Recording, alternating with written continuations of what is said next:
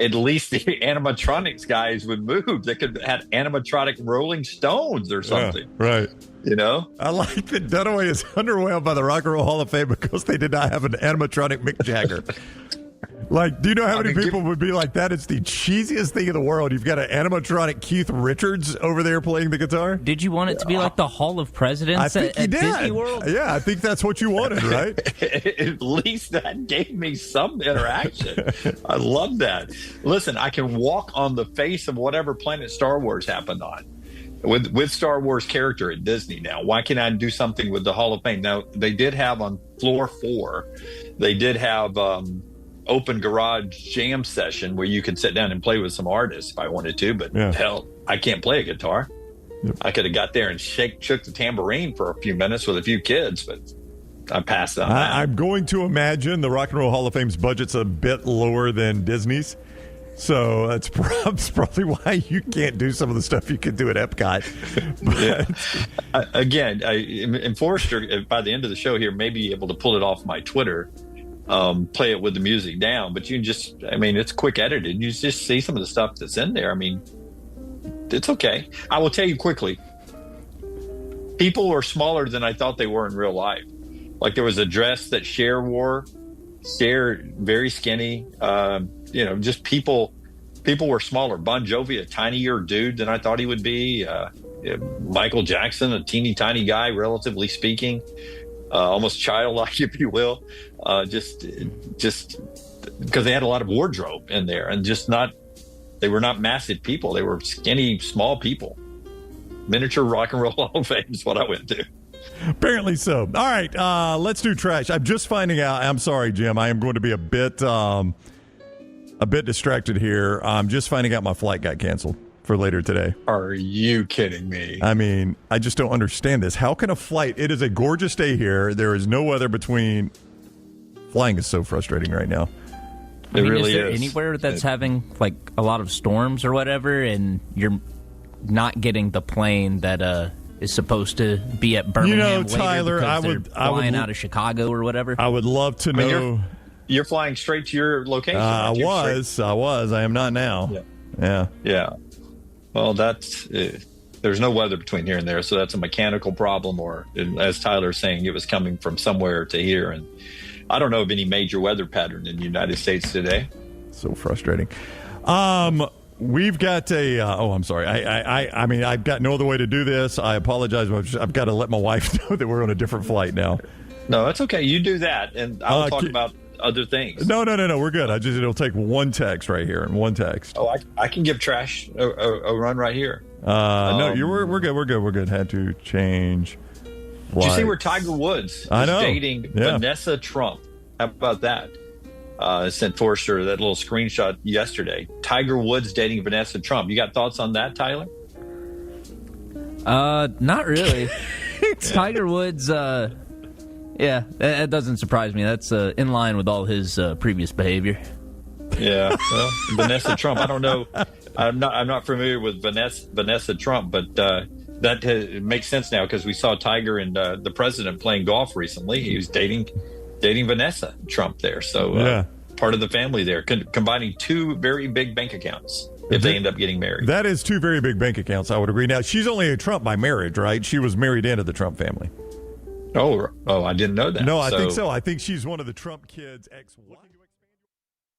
Next Round help you. Contact us, sales@nextroundlive.com, and be part of the team. Advertise your product to hundreds of thousands of potential customers on our ever-expanding platforms. The Next Round can take your business to the next level. Join our existing partners in the fastest-growing media space, both live and on demand, while reaching the most desirable audience for your business. Get more information by emailing sales@nextroundlive.com, and one of our team members will work with you to build a plan to take your business to the next level using the Next Round. There's no off-season at CoverCrimson.com. Sign up now and get daily shows plus behind-the-scenes intel that will keep your Alabama fandom rolling all the way up until kickoff. Follow Cover Crimson on all social platforms and sign up today at CoverCrimson.com. Everything Next Round is on demand now in the podcast section at NextRoundLive.com. Follow LT on Twitter at @TheLanceTaylor. Jim Dunaway, Lance Taylor, Ryan Brown. Live from the Birmingham Racecourse Casino Studios, the next round, presented by Bud Light, is on now.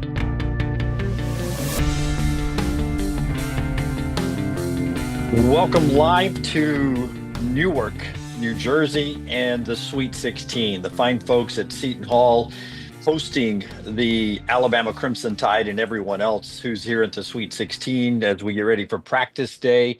Inside Prudential, the arena is probably a couple of hundred yards that way. Closed practices for most of the practice today. 15 minutes of open viewing media for the folks like us to get in there and take a look at teams practicing, and then they'll close it up and then allow the teams to work on game plans as a quick turnaround from your earlier wins. Brownie is on vacation, spring break. LT's on vacation, spring break. The rest of us are here, though. That includes Emily Grace McWhorter, who'll be helping me out throughout the morning this day. Good morning, Emily Grace. How you doing? Good to see you. How excited are you to spend the next 3 days with me? Pumped up about that. Really pumped up about that. I'm thankful for you and Taylor and Scott and Tyler and Tim as we work our way through the next few days. I'm also excited about what's going on here. The fine folks at Seton Hall use this arena as their home court, but I didn't know this about this, but Seton Hall is actually like 20, 30 minutes away. You can't walk if you're a student at Seton Hall. You can't walk to your home games. You get bussed into your home games. And this facility is also the home to the New Jersey Devils here in Newark. And I'll tell you this, Emily Grace, the Alabama team is staying in Teaneck, New Jersey. Okay. Which is about 30 minutes in that direction. They're closer actually to the Seton Hall campus, but also to New Jersey Institute of Technology, where they did practices and shoot-arounds and everything from game planning to laundry at NJIT. And that's what's been weird about being around this. Now think about this. Alabama left when they leave last Wednesday. Yep. Wednesday, I think. So a week now they've been on the road without going home. Eventually you got to do laundry. And yesterday was a big laundry day when I was around the team. Can you imagine having to do laundry for the basketball team, the cheerleaders who didn't go home, the pep band who didn't go home, all the support personnel didn't go home. The washer and dryer are working heavy in Teaneck, New Jersey yesterday. Well, I hope, Dunaway, that your laundry has also made it there, because you too went straight to Newark. Have you found a laundromat? What are you doing? Are you buying clothes left and right, spending a little too much on vests again? What are we up to? The vest from the start of basketball season, a big topic at dinner last night because I wore it. The $450 vest that I bought down in Auburn that Taylor insisted I return, but I did not. Is that the first time that you've revealed the price tag of that? Because I felt like we were keeping that under wraps. I think it is. I think it is. I let that slip out. It was a $450 vest that I bought because I didn't have these on. Yeah. Didn't have the glasses on. And that was a mistake. And Taylor tried to convince me 2 different times to take it back. That was all the way back at the start of the basketball season. It was. And Tyler, you are correct. It does not have sleeves, but apparently it is made out of only the most finest materials from Auburn, Alabama for Jim Dunaway. Because correct me if I'm wrong, but you had a vest in the car that you forgot, right? You already had a vest I just bought one you. the day before, a black one from the PGA Tour store, which was a hefty price for me. Naturally. It was $110 for that, but it keeps you warm when you're playing, the mobility and all that. And I just bought it the day before and left it in the truck and drove down to Auburn, and we were doing the tip off at Toomer's. Yeah. And I got out and I was like, it was still sunny, and I was like, man, this is going to be at nighttime. And I looked at Taylor. I said, hey, you went to school here. Is there a place I can buy a vest? Oh, no. And of course, having the most exquisite taste, she said, right here on the corner, this locker room place had. Oh, I just gave the name. This locker room place had the finest clothes in the world right there in Auburn, Alabama. So there was a discussion last night about selling my vest on the streets to pay for the Uber ride back out of the city, back out to New Jersey, where we're staying and where the event's happening. So it's a cool vest, but I forget how we even got on the vest subject. I can't remember. Clothes. You haven't done laundry either, just with the team. Yeah. I will tell you that I did not have to do laundry because I per the suggestions of our audience, I have gone and bought extra underwear to Good. get me past the rest of the week. And then I packed too many clothes to start with. I counted, I got 8 different pairs, 9 pairs of pants. Um, I've got, that 8 many pairs of dress shirts. I've pants? got a group of pullovers like this. I actually overpacked Wow. 50.5 pounds. So I'm Dunaway. good on clothes. It was just the underwear I was concerned about. So I took care of that at a little local shop here called Target, as my wife likes to call Oh, it. yes, the fancy version. Tarjay, that was originally what, a 3-day trip? And you, I guess, had a premonition, so you went ahead and packed 9 shirts for a 3-day trip? Yeah, well, I never know what I'm going to be doing or what I'm wearing. Smart. So I bounced around and had a different pairings and everything, but legit, counting the jeans, legit. I mean, maybe all the way up to 9 or 10 pairs of pants, and then I have both the dress collared shirts like Ooh. this for every day, and then I have casual wear for every day. So it's worked out. It's worked out for me for the first time. Usually I overpack and I complain about it, but first time.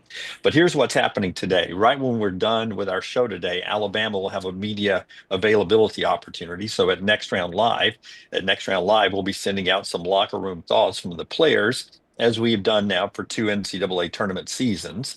And then Alabama will get on the floor this afternoon. We'll give you a quick peek for the 15-minute viewing period of Alabama practicing inside the arena here at the Prudential Center. And then they will have a private practice tonight. And then tomorrow's game day. We'll continue our coverage up here that's being brought to you by great folks like our friends at Culver's. They bring you our NCAA tournament coverage. Welcome to delicious, great locations at Tattersall and also at Highway 150, just off I-459. So our wonderful friends at Culver's with the great burgers and the custards and everything. They've been bringing you our coverage throughout the NCAA tournament. And as we jump into other headlines, and we'll work our way back to basketball, Taylor will jump in coming up in a little bit. She'll jump in and talk basketball with me in the next segment. But we're about to talk Auburn football with EG. She was down for the start of spring practice yesterday. But first, EG, let's tell them about a couple of great sponsors. One of them, our friend Alexander Shinara and the Shinara Trial Attorney Group that brings us part of the next round. Yeah, absolutely. Alexander Shinara Trial Attorneys, a national firm with Southern roots, headquartered in Birmingham, Alabama. In 24 years, the firm has grown to over 150 lawyers, supported by over 500 dedicated team members. Alexander's mission was to create a firm that could handle any issue his community faced. The firm now handles not only any personal injury claim, but claims for fire and storm damage, bad drug and device claims, disability, workers' compensation, and a host of other claims. If you find yourself in need of a lawyer, call Alexander Shinara Trial Attorneys. You pay nothing unless they win your case.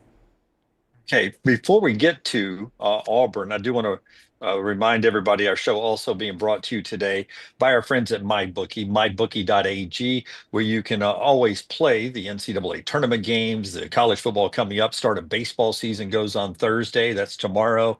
You can play all that at mybookie.ag, mybookie.ag. They bring you our bracket where you've had a chance to play that over at nextroundlive.com. So MyBookie, promo code NEXTROUND there. You get the casino chip there. You get a sign-on bonus and just have a ton of fun with our friends at MyBookie, mybookie.ag.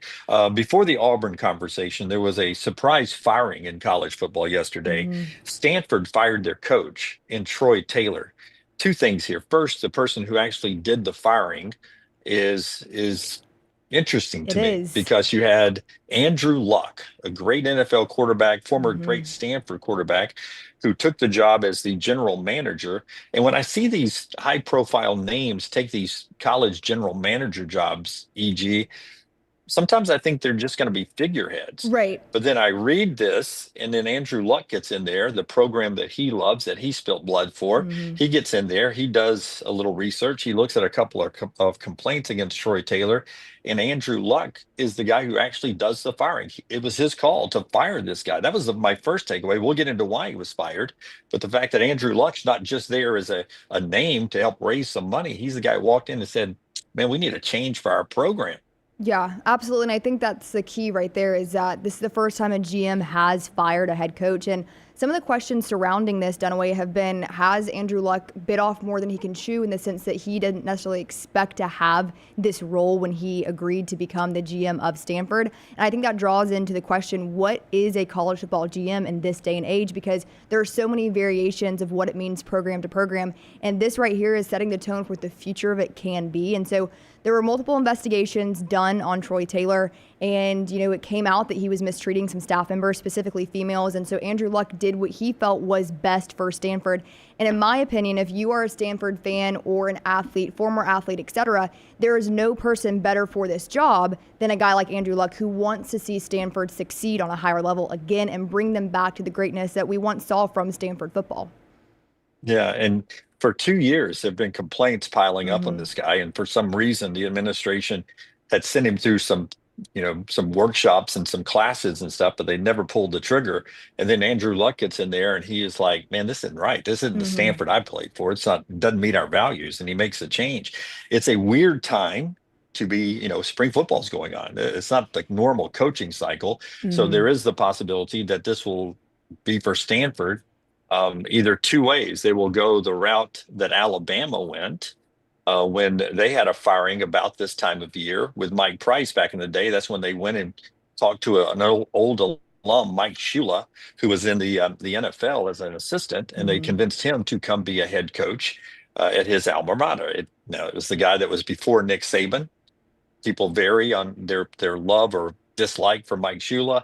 I was always appreciative of him because he helped his institution, the school he loved, by giving a few years of his life to come and help with the transition from an embarrassing moment of Alabama football to the start of the Nick Saban era. Somebody had to be that bridge. Mike Shula gave his time and his life to come here and do that. So I always admired Mike Shula for doing that. He's now the offensive coordinator at South Carolina. The other way to approach this, EG, and I'd be interested to see if you would do it the way of hiring somebody to be the permanent coach, or if you'd go the way I think Andrew Luck and Stanford will end up going. I believe they will have an interim coach, maybe somebody on that coaching staff for 1 year, and then do a full coaching search during the normal cycle. Which way would EG, the AD, play it? Well, I think, too, you also have to consider that second transfer portal window opens April 16th, and Alabama fans are well aware, going back to last season, how complicated that can get when you have a coaching change and how that affects the transfer portal. And I think when it comes to Stanford, you have to have a really unique coach to fill that role, right? You have these athletes that are, also pursuing higher education. There's a certain fit that has to be had there. And I don't think it would be smart to go out and just get a random coach to fill that role. And Andrew Luck in the release did say they may fill that role. To me, it looks like it will go more interim until they can conduct a full nationwide coaching search. I don't think there's any reason to rush that. And if you're trying to keep the continuity, and obviously they've had 4 straight 3-9 seasons, they need a big change. And I think Stanford's in a position now where this is an opportunity for them to kind of serve as a launch point, get alum back involved in this. They have billionaires as alums. Yes. They need to get that money coming into the program and take a big swing, hire a big name, see if someone will take that job. So they have to get back to that Harbaugh era, and it'll be interesting to see how they do it. But for me right now, I'm looking at an interim coach to keep somewhat of that continuity before they can figure out what they want to do going forward and what that head coach looks like within the grand scheme of things. That's right. It's a great point by you. I forgot about the portal. That could be a problem for them. And then to try to wake up the donors, you probably need someone with a name like Andrew Luck. Yeah. Not that he has shown any interest in coaching, but I think I would get more excited about Stanford football if Andrew Luck was my coach than an interim coach. But we'll see what happens out at Stanford. They're in a tough situation. They're now in the ACC. Misplaced in conference realignment. They are struggling to find a place. We'll see if they can return to bowl games and relevance at some point down the road. All right, we head down to Auburn. We'll hear from Hugh Freeze in just a second. EG was there for all the festivities. Before that, tell us about our friends at Alabama Power, EG. Yes. It's that time of year, storms blowing through. They delayed me in Chicago on the way up. They don't just happen in the South, but we are blessed to have the folks at Alabama Power by our side on our team. I need to actually pay my Alabama Power bill. Thank you for the reminder, Dunaway. But is your power bill higher than expected? Changes in your energy use, especially with Alabama's crazy weather, could be the reason why. Check out Alabama Power's free My Power usage tool. It helps you track how much energy you're using and when. It's a great way to spot patterns and avoid surprises. Plus, Alabama Power offers easy tips to help you save. Visit alabamapower.com/mypowerusage to learn how to manage your usage and keep costs in check. All right. Let's attack this two different ways. Let's go first with the big picture. Yeah. Tyler, if you can give me cut number 5 for Hugh Freeze. Are we able to do cuts when I'm doing this? Is that possible? Yeah, me and Scott have got it worked out. You do? Look at that. I hope that people at home and listening around the world appreciate the fact that you guys have this worked out. But I ask live on the air, can we even do this? And you guys already have it worked out. An amazing team. Cut number 5, Hugh Freeze, please. I'll give you a chance to react to this on the other side, EG, because you were there. But Coach Freeze was talking about just the urgency of this season for him, his coaching staff, and his football program. Here's Auburn head coach Hugh Freeze. We need to play better and we need to win some games for sure. I think our sense of urgency is you prepare and you give them confidence, and I don't think you do that out of a sense of fear or the what if world or any of that. Man, I love our kids right now. I love our approach. I love our staff. I think there's confidence in the building and it's growing, and I think we hopefully respond out of that confidence and nothing else, nothing from the outside world, just everything from the inside world of, man, here's who we are and here's the opportunities we have. Let's prepare for them and be confident because we have a talented squad in there. Do we need a little more help at a few positions? Yes. We'll see if we can address that in the coming months, but I'm really encouraged and optimistic by the confidence I see growing, and obviously the deeper depth chart that we have. Yeah, so I was down there yesterday. Sorry, Dunaway. Go ahead. I was down there yesterday, and it was the first time Coach Freeze had a chance to speak with the media coming into this spring, and he was asked about the urgency, if there is any, and you saw his response there. And I furthered that question with asking about the year 3 expectations, because I think we've all heard from Coach Freeze himself that year 3 is when it all comes together. This is when he'll have 2 recruiting cycles under his belt. He will have been able to fill this staff, maintain some continuity. And I do think from what Coach Freeze is saying, that has been a really key part of building that confidence and continuing to build that culture, is his ability to maintain a pretty impressive staff from last season, specifically with the defense and maintaining DJ Durkin and not letting Ohio State come in and pick him up by extending his contract. I think it's only for a year, but he becomes one of the highest paid coordinators in all of college football. So there is change. Now, if you're an Auburn fan, you obviously want to see that translate onto the field, because there's been a lot of things said from Coach Freeze about the potential of this team, and we heard it all last season. And while these are good things to hear in the spring, come August, end of August, early September, there has to be a definite change in what you're seeing on the on-field production from Auburn. Yeah, I'm interested, just your observation. Did you see Coach Freeze and the coaching staff acting any different? I know he may not have as much bounce in his step, but we know this was the first time he'd been on the field since being diagnosed with cancer. Just I would love to just know the feel around the program. Did you feel any tension, any sense of pressure to win this year, just in the mood around the team and around the program, or was it business as usual like last year? To me, it felt business as usual. So I was down there on Monday for Pro Day, and then I followed that up with yesterday's morning practice. At 8:15, it was bright and early. So we got to be out there for about 15 minutes. And I do think that it was similar to last season in the sense of, there was an uptick in guys just moving around and getting to where they needed to be. Obviously, all eyes were on the quarterback position with Jackson Arnold and Deuce Knight and John Colvin. But I didn't notice any differences between the coaching staff, and obviously they're so particular about what we do see and what we're allowed to film as well. But, hearing from Coach Freeze, it does sound like the team is in a good place in terms of turning things around and acknowledging that last season obviously was not to their standard and there has to be a change. Yeah, that's interesting to know. And we all know it's a big year whether or not it could lead to a firing if it doesn't go exactly the right way for Auburn this year. I don't know if it will rise to that, but the expectations are there for this team to, to be better than they were last year, and probably better than a bowl game too. So that'll be a interesting thing to watch down at Auburn. So too will be the quarterback competition. More on that after I tell you about our friends at New Life Art. That's where Daniel A. Moore does his work and where it is stored and ready for you to purchase. Just go to danielmooreart.com, danielmooreart.com, and check out all the great works, including the legend Nick Saban, 6 national championships, his time in Tuscaloosa. And Daniel has captured that moment and those moments from those championship games perfectly there. And it can be part of your collection, and great works from Alabama and Auburn football and basketball from years gone by. Check it all out at danielmooreart.com, danielmooreart.com. All right, EG quarterback conversation. Let's hear first from Hugh Freeze. Cut number 3, Tyler. Hugh, the coach talking about Jackson Arnold, and he works his way to Deuce Knight, the new kid who's on campus as a youngster out of high school. But Jackson Arnold has some time under his belt at Oklahoma. But through the portal, he's now Auburn's QB1, we expect. Here's the Auburn head coach, Hugh Freeze, on the quarterback room. A question about Jackson Arnold. What have you seen from him personality-wise and his approach and his attitude so far? Very, very optimistic. He's got a calm demeanor, a confidence.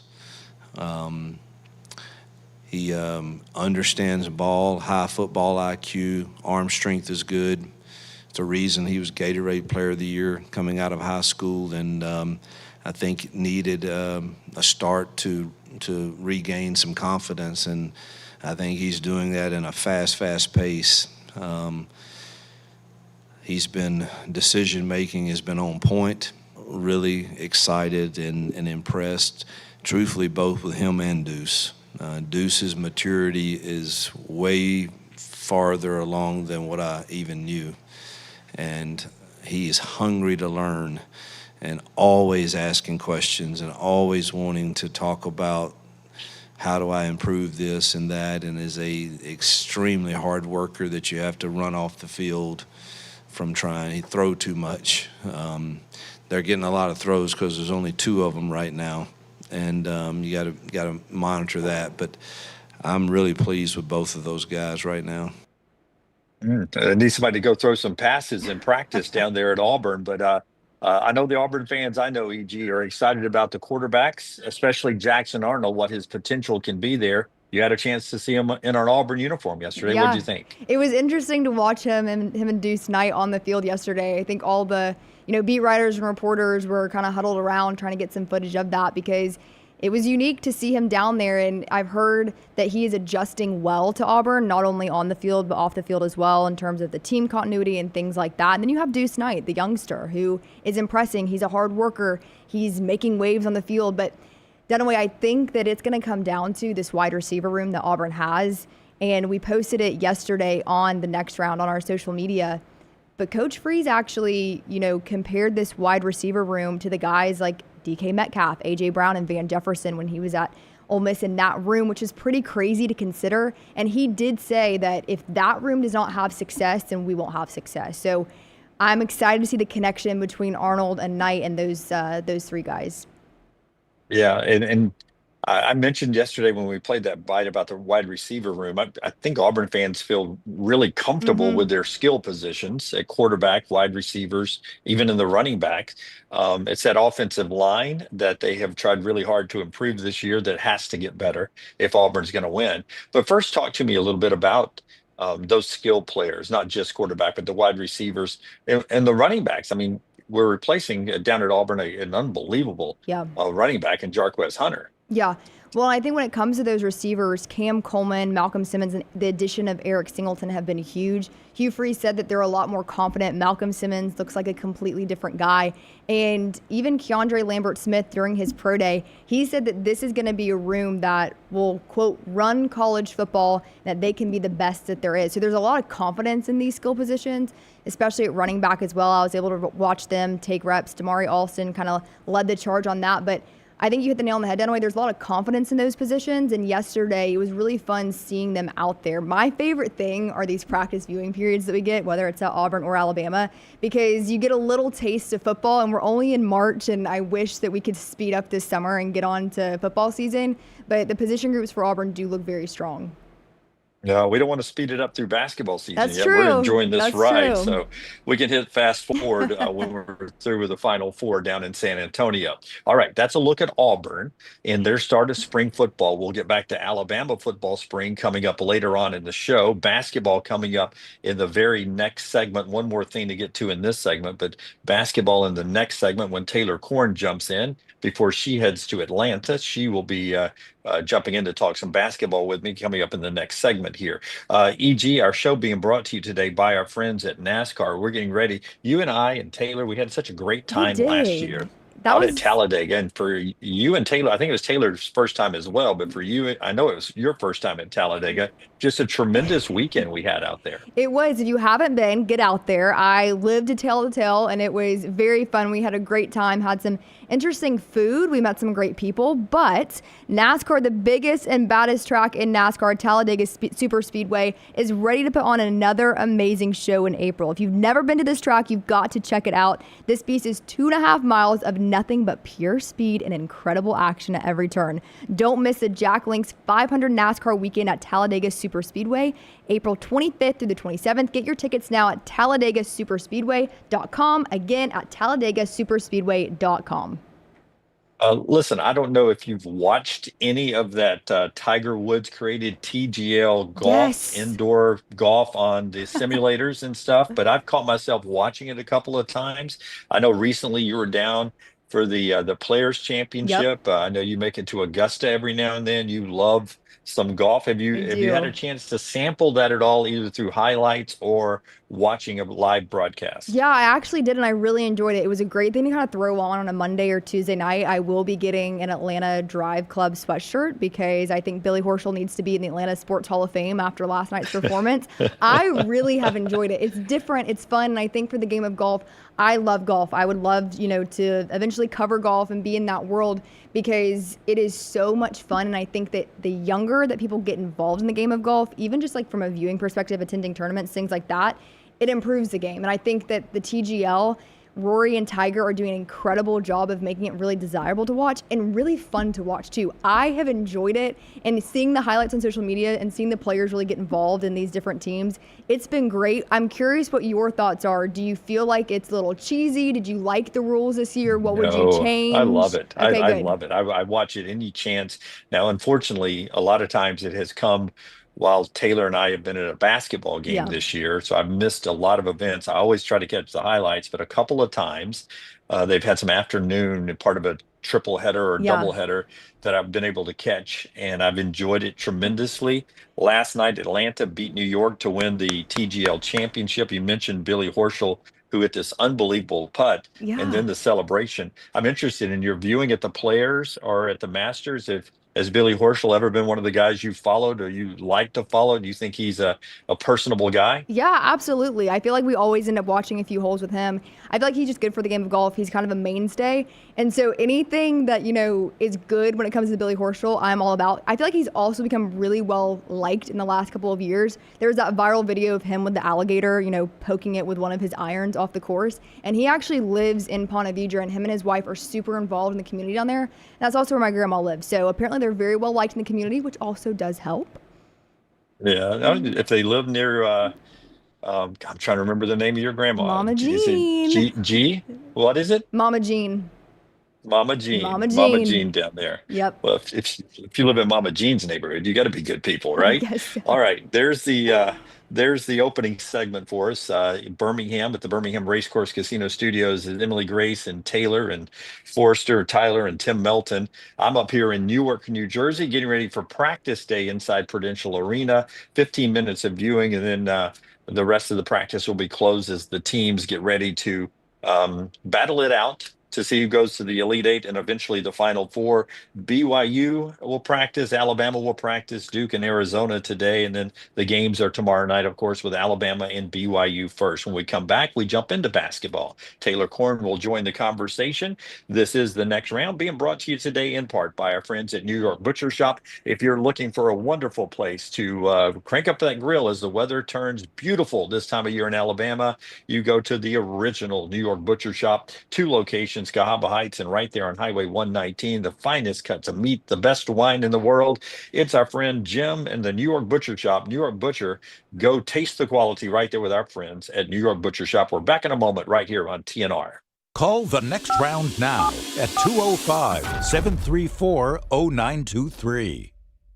I'm attorney Alexander Shinar, Alabama born, Alabama raised, and ready to fight for your rights. I have one of the largest firms in Alabama, and we are here to help you get the compensation you deserve. Call me, Alabama, 323-1000. No representation is made that the quality of legal services being performed is greater than those of other lawyers. Man, I love a good meal. I'm Jim Dunaway. A good meal is what you get with my friend Sterling at Champy's Chicken on Highway 119 in Alabaster. We're talking great southern fried chicken, wonderful sides, hand-cut chicken fingers, po' boys, and those Mississippi Delta recipe tamales. You got a perfect menu for everybody. Champy's Chicken is perfect for watching the big game, or taking a meal to the lake house, down to the coast, or stay in the restaurant and dine in a great atmosphere. It's all made fresh to order right there on 119 in Alabaster, Champy's Chicken. Hey, there's nothing worse than waking up to a plumbing problem. Don't get caught in a flooded house. Call the guys at Hemp Hill Services. Adam, Chad, and the team at Hemp Hill are the only ones I trust to fix it and fix it right the first time. Hemp Hill Services does it right and always at a fair price. For all of your plumbing, cooling, and heating needs, trust the name that Birmingham has trusted since 1954. That is Hemp Hill Services. Call now, 205-229-2090. That's 205-229-2090. What a great time of year to be online with our friends at MyBookie.ag, MyBookie.ag, where right now you get a major current sign-up bonus, a 50% deposit bonus up to $1,000, plus a $10 casino chip when using the code NEXTROUND. That's code NEXTROUND. We're talking about all the madness of March, the NBA playoff race, the start of Major League Baseball, and it's all for you right now online when using the code NEXTROUND. Go sign up today, mybookie.ag, code NEXTROUND. It's bow time. Tired of choosing between sweet and savory? Why not have both? Introducing Bojangles' new chicken and bowberry waffles. The bold Cajun chicken filet you love, now drizzled with a bowberry honey glaze and sandwiched between 2 warm waffles. Which means your favorite meal of the day just met your new favorite dish. And lucky for you, it's served all day. But it's only here for a limited time, so try chicken and bowberry waffles at Bojangles today. It's bow time. Start with the most exciting game on hardwood. Add the best ballers in the country, a season culminating tourney, the smell of popcorn in the air, and hundreds of your closest friends absolutely losing it along with you. That's Fandom U. It's all part of the curriculum. The NCAA Division I Women's Sweet 16 and Elite 8, March 28th through the 31st in Birmingham. Buy your seats today at ncaa.com/WBB tickets. Class dismissed. Stop by the New York Butcher Shop and pick up the finest in certified Angus prime beef steaks and burgers, premium pork chops, ribs, and all-natural chicken cut to order just for you. Their chef-prepared entrees and side dishes are the perfect dinner-to-go choice for your family and are ready to heat at home. With a great selection of fine wines and desserts, the New York Butcher Shop is your one-stop dinner shop. 2 locations to serve you, Cahaba Heights and on Highway 119 in Greystone. The New York Butcher Shop, rare quality, well-done service. Remember the name Way to Wellness if you're battling weight loss in your life. I'm Jim Dunaway from the next round. There was a time I was over 216 pounds until Way to Wellness helped me lose 45 pounds, and now for over 2 years, they've helped me keep that weight off. Here's their website, aplanforme.com, aplanforme.com. That's a great name for a website because there's no cookie-cutter plan. Everything is designed specifically for you. No contract, no sign-up fees, and your first consultation is free at Way to Wellness. I'm attorney Alexander Shinar, Alabama born, Alabama raised, and ready to fight for your rights. I have one of the largest firms in Alabama, and we are here to help you get the compensation you deserve. Call me, Alabama, 323-1000. No representation is made that the quality of legal services being performed is greater than those of other lawyers.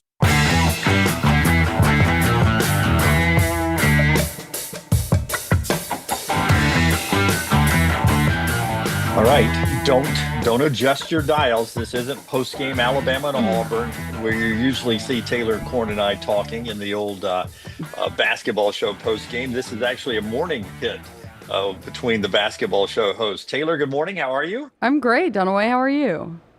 Very good. I haven't been to Alabama in a long time, but Yeah.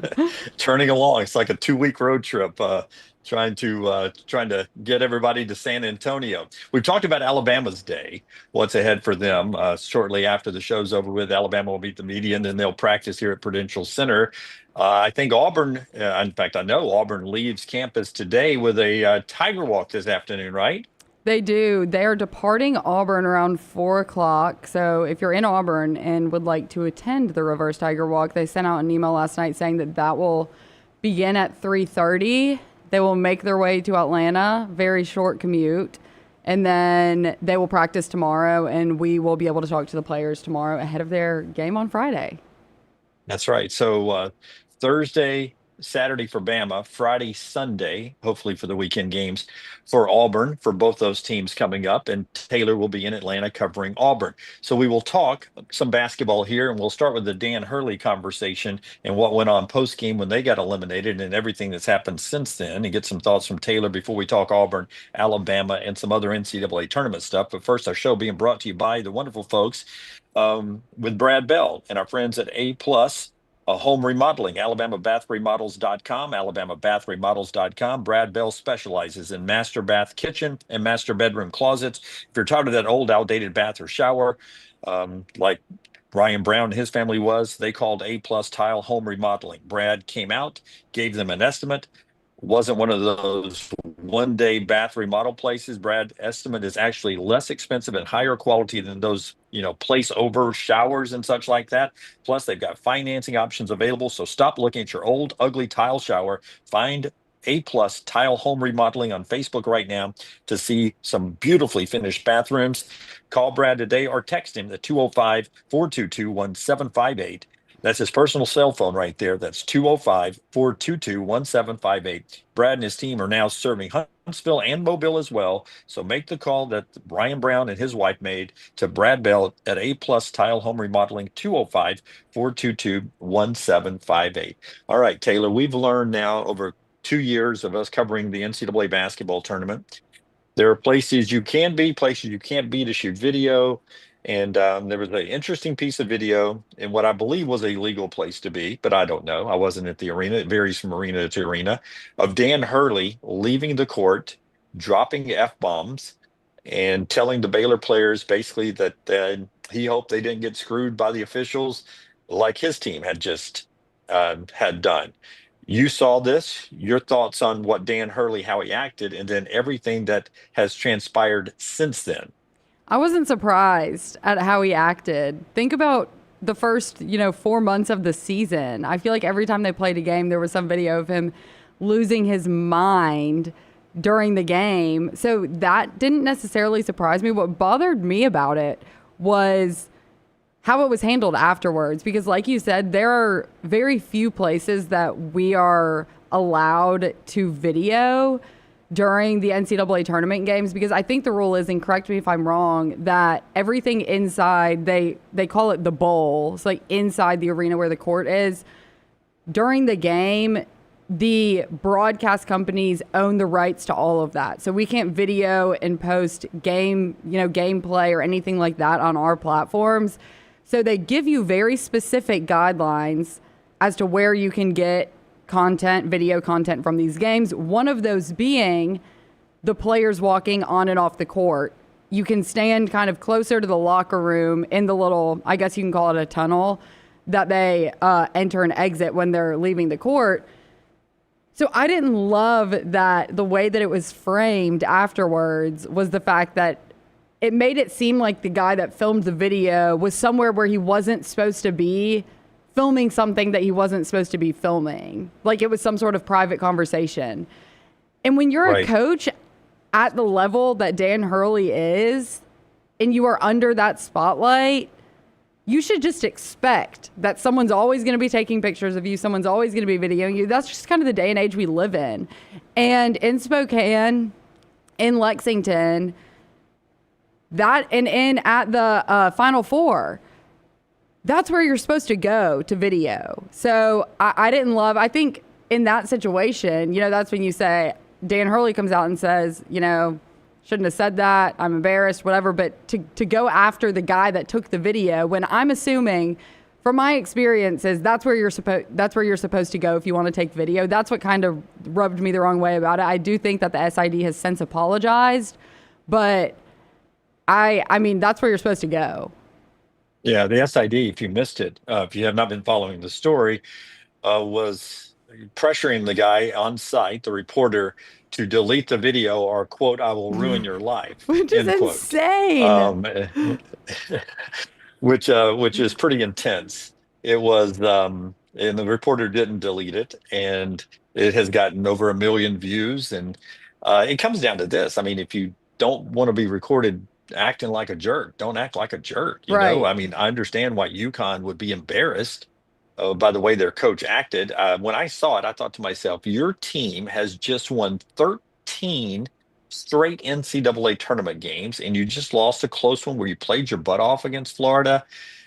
At some point, really good team. There's really nothing good you can do team. about it now. Just accept it, walk off, and let the lasting memory be your team played its guts out against maybe the best team in the country, and you've just won 13 straight NCAA tournament games. Don't let this be the period at the end of that conversation. I just thought it was a bad look. No, I agree. It was not a good look at all. And what message does that send to your team? Do you want your head coach to be like, okay, well, the refs just screwed us. We got screwed because of the ref. I just feel like that's not, that, like you said, that shouldn't be the lasting image. And there were a lot of UConn fans saying, well, what's not being posted is him walking off the court with his arms, around his players, around the guys that are graduating or whatnot.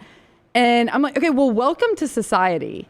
That's the kind of stuff, what he said walking off the court is the kind of stuff that's going to get posted and the stuff that's going to blow up. And like you said, if you don't want the video posted, then don't act like that. And I'm sure that this guy that posted the video was not the only one standing there with his phone out or with a camera out recording because they think that they're getting the team walking off the court. I agree. So UConn is out. So we'll have a new national champion this year. Betting favorite right now is Duke, Florida, Houston, Auburn, whichever site you look at, including MyBookie. Those four are the heavy favorites in there. The rest of the team, we'll talk about the Sweet 16, some trends and angles that Taylor has for us. After I remind you that our friends at Michelson Laser Vision brings you part of the show today. It is the best decision Lance made, other than teaming up with Brownie and me. He made this decision about 20 plus years ago to go see Dr. Michelson and let the Michelson Laser Vision team change his eyesight forever. It has been perfect for LT. He had failing eyesight. Now he's got fighter pilot vision, and it's all because of the great folks at Michelson. Get more details and schedule your appointment today right there with our fine folks at Michelson. All right, Taylor, let's talk about Auburn, Alabama, Sweet 16. Wherever you want to lead the conversation, start me off here. What do you have? Make me smarter today. I'll start with Auburn. I think that, I guess, the keys to victory for Auburn, in my opinion, are Janai, Dillon, and Chaney staying out of foul trouble, which I think that they've done a better job of recently, but that was an issue earlier this season. Vlad Golden and Danny Wolf are the two Michigan players that are being talked about the most, and they are a big part of Michigan's offense. So I think our big guys staying out of foul trouble is going to be vital. And then Michigan turns the ball over a lot. Michigan's a lot stronger defensively according to the adjusted efficiency than they are offensively. And I think capitalizing off of those turnovers will be crucial for Auburn, taking advantage of the extra offensive possessions. And something that we've talked about a number of times post-game is I have a very strong opinion on Janai Broome taking three-point shots. I wish that he would stop because he hit a few big ones. I will give him credit. He hit a few big ones at the end of in overtime of the Alabama game. I don't think he's hit one in the NCAA tournament. I'm pretty sure he's 0 of 7, maybe. Yeah, I believe it's 0 of 7. And that's a wasted possession. And as you progress throughout the tournament, and if you want to keep advancing, you need to value every possession. And in my opinion, I think when he has been taking 3-point shots over the past 2 games, they've been kind of wasted offensive possessions. But let me read you this stat that I read on Twitter this morning from Justin Ferguson. He's the one that sent it out. He said in Auburn's 9 NCAA tournament wins under Bruce Pearl, the Tigers guards have averaged 51.1 points per game. In the 5 NCAA tournament losses, they've averaged 35.6 points per game. Auburn is 8-0 in the NCAA tournament under Bruce Pearl when the backcourt scores 40-plus points. Thoughts? Ooh.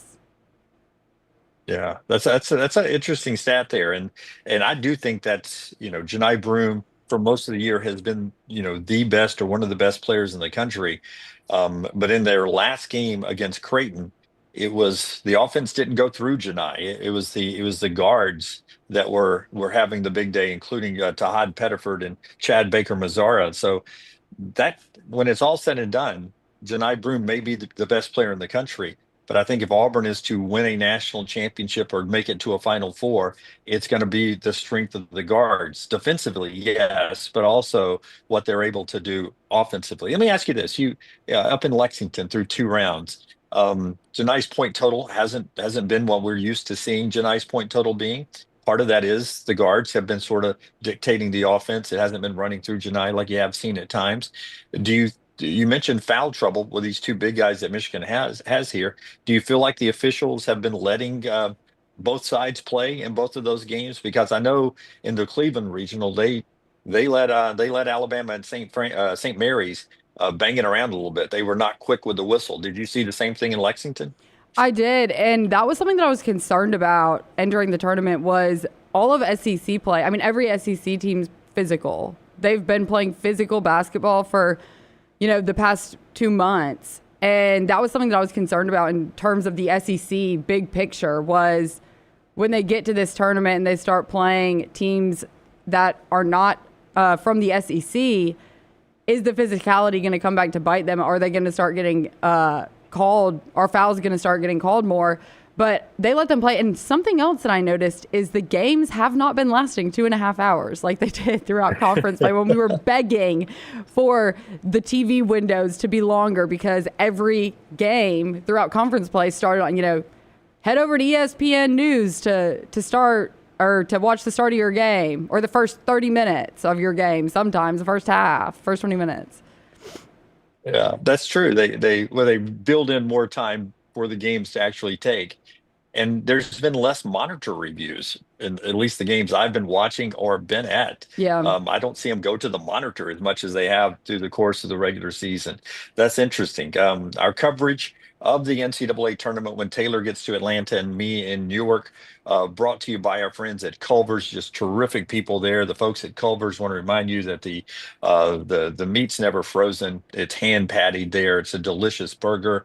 The butter bun, the butter burger is terrific. The custards, you can sort of design anything you want there at our friends at Culver's. Locations all over our viewing and listening area, but specifically the ones closest to us, which we go all the time, Tattersall, right there just off Highway 280, and of course just off I-459 and Highway 150 there in Hoover. The wonderful folks at Culver's bringing you part of our coverage as we broadcast live today from the Prudential Center. Practice day going on inside, as Taylor likes to call it, the bowl inside the arena there. Also, I want to talk about Alabama, who will practice here a little bit later on today. As you get ready to see Alabama battle BYU, I know Nate Oates has been very open about this team playing a team that is the same style as them, as opposed to St. Mary's in the last game. You ever thought about Alabama in this matchup with BYU, who loves to run it up and down the court as well? I do. And I think everyone has been talking about how they expect this to be a very high-scoring game. Something that has been, I don't want to call it controversial, but a reputation that Alabama's had over the past few seasons. They live and die by the three-point shot. They live and die, and that's not the case this season. But I think it could give, if Mark Sears' shots start falling, if their guards can hit three-point shots, I think that is something that can give Alabama an upper hand in this matchup because BYU's perimeter defense is ranked 273rd in the country. When I look at BYU, it seems as if statistically that's their weak link is their perimeter defense. So if this is going to be a track meet, and if it's going to be a very high-scoring game, I think that's something that, you could see Alabama try and take advantage of is their weak link, which is, to me, their perimeter defense. Yeah, I do worry, though, and I was talking about this at dinner last night with some folks, including my buddy Brian Passing, who's on the call there, is Alabama was so good defensively against St. Mary's, but it also was almost like Alabama knew they could almost take a 5-second, 10-second break, a breather at the start of each sequence for St. Mary's because they knew they were going to play slow. So you had time to sort of settle into your defense, get everybody lined up right, almost take a breath, and then play defense really hard for the next 20 seconds or so. With BYU, just like when you play against Alabama, a lot of chaos, a lot of coming down the floor really quick, and you've got to have really quick decisions and assignments laid out, or you leave open that open shot. So sometimes it was actually easier to play defense on that slower pace because you were able to sort of settle into the possession and pair you up on who you're going to cover and what are you going to do. When it's frantic and everyone's running so fast and you're shooting every 10 seconds, sometimes you can get confused. And Alabama's had a problem at times defending against teams who play at their same pace this year.